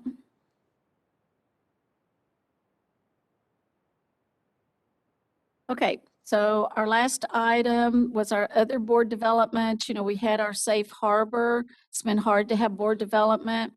And this is 9.3, and it is the general review of laws and rules affecting agency board meetings and rulemaking procedures. Our general counsel and assistant general counsel worked on these and sent us a PowerPoint, 9.3. And I personally enjoyed it. It was really good. It was really a good review. I mean, I've been with the board for a while and I know I've heard these things, but I needed a good refresher. So Dusty, were you going to say some things or? Well, I know it's difficult. I think historically our board developments are a little bit more interactive. And I know that our format now doesn't really help us sort of go through and talk about open meetings and how in order for them to be lawful, in this hybrid notion, everybody has to be visible and talk, and then all of a sudden, here I am, or me or Gina would be there with a PowerPoint presentation where nobody can be seen.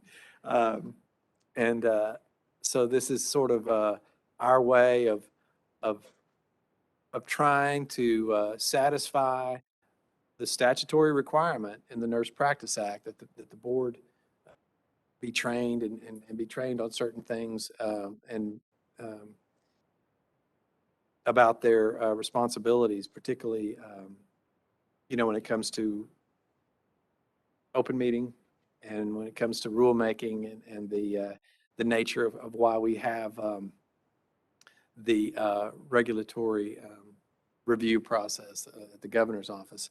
And so these are a little bit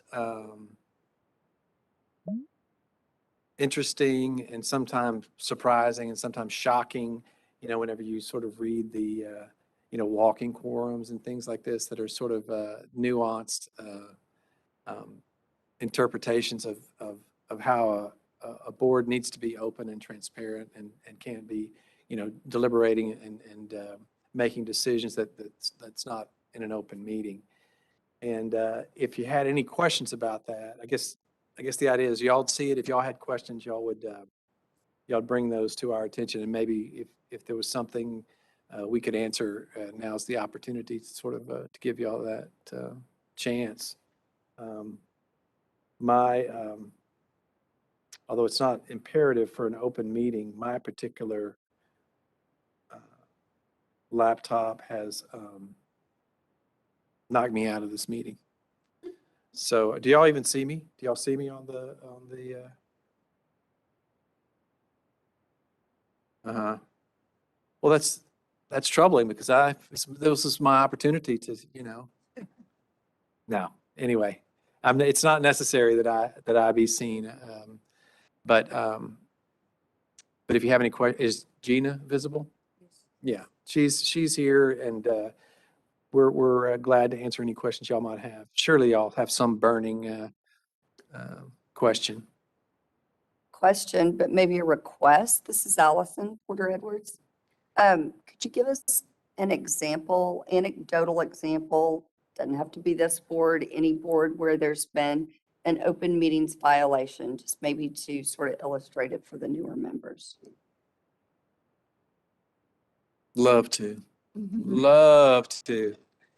It's the quintessential open meeting case where used to be the Water Commission had 3 commissioners, and they did some we're talking, I think the 70s, maybe, possibly, maybe early 80s.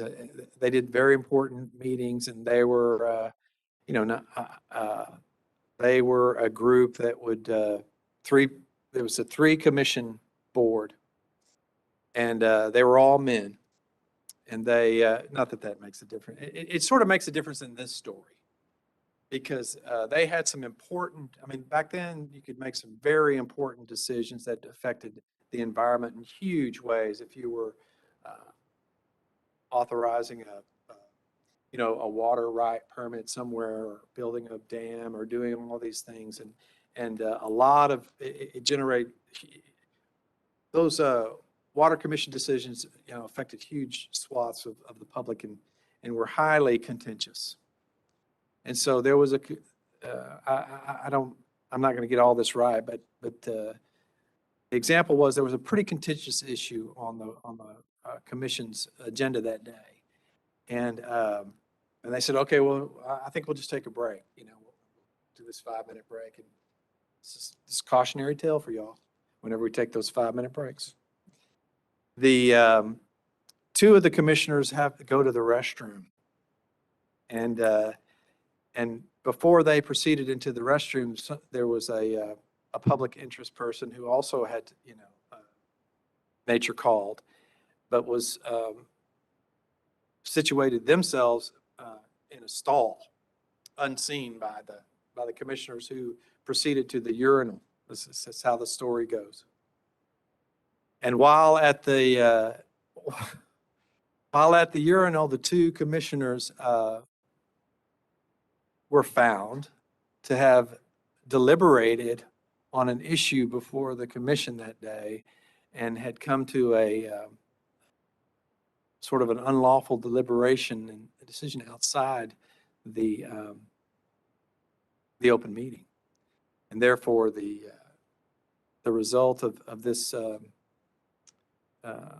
violation was that decision was voidable, found to be in violation of the act. So it's just sort of the idea that when y'all are making important decisions,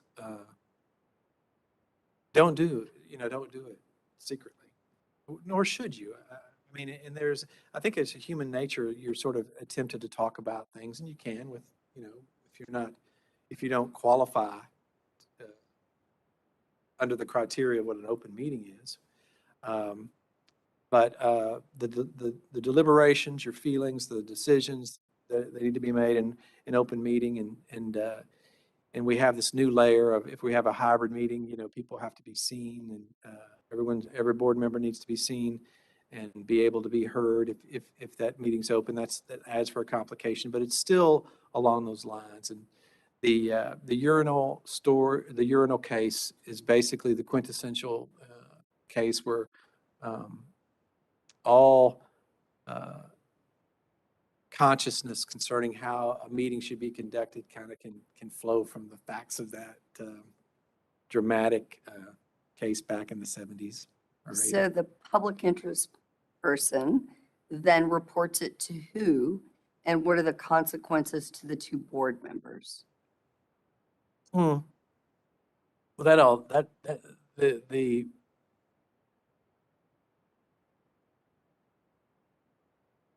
don't know who they can report it to. I mean, it's a violation of the act. You can report it to law enforcement. You can report it to the Attorney General. You can file a lawsuit and say that the board breached its duty in this regard. I think there was a lawsuit brought. There might have been an objection made on the record at the time. The idea that you violate the act, if you do so intentionally, that's a criminal. That's a criminal violation. This was, I don't think this was a sort of an intentional attempt to circumvent which is how the Open Meetings Act reads today.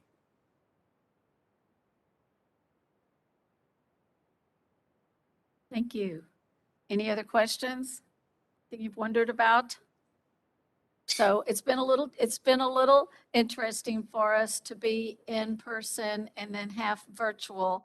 And the fact that we're like, okay, somebody left the screen, and this whole day I've just been perusing the screen constantly to make sure everybody's there and we can see them. And then when we have bandwidth issues and somebody disappears, and then we can't ever have our meeting functioning if we do not have Gina or Dusty with us. So if they're out of the room, we can't continue whatever, we're meeting. And so, and we've had different rules to operate under since COVID that have come down from the governor.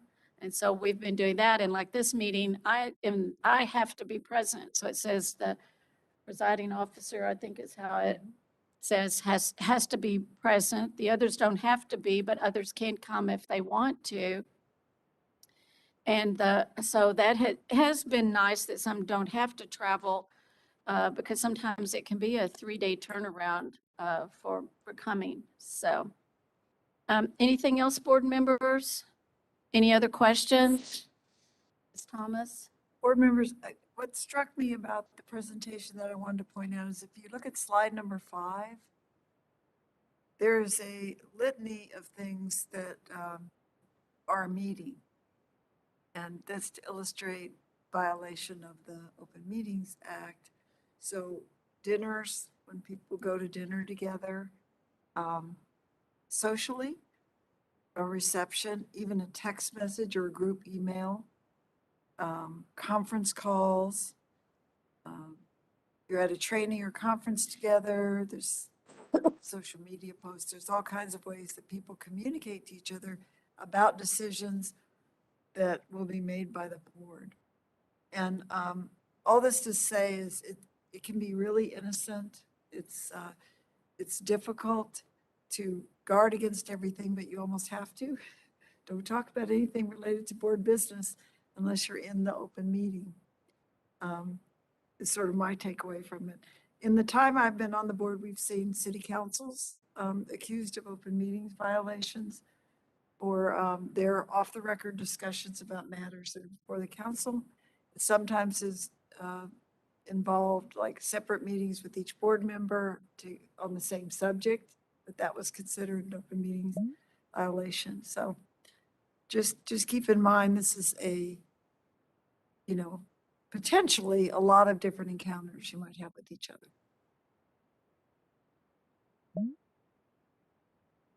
And we always work to make sure we have a quorum.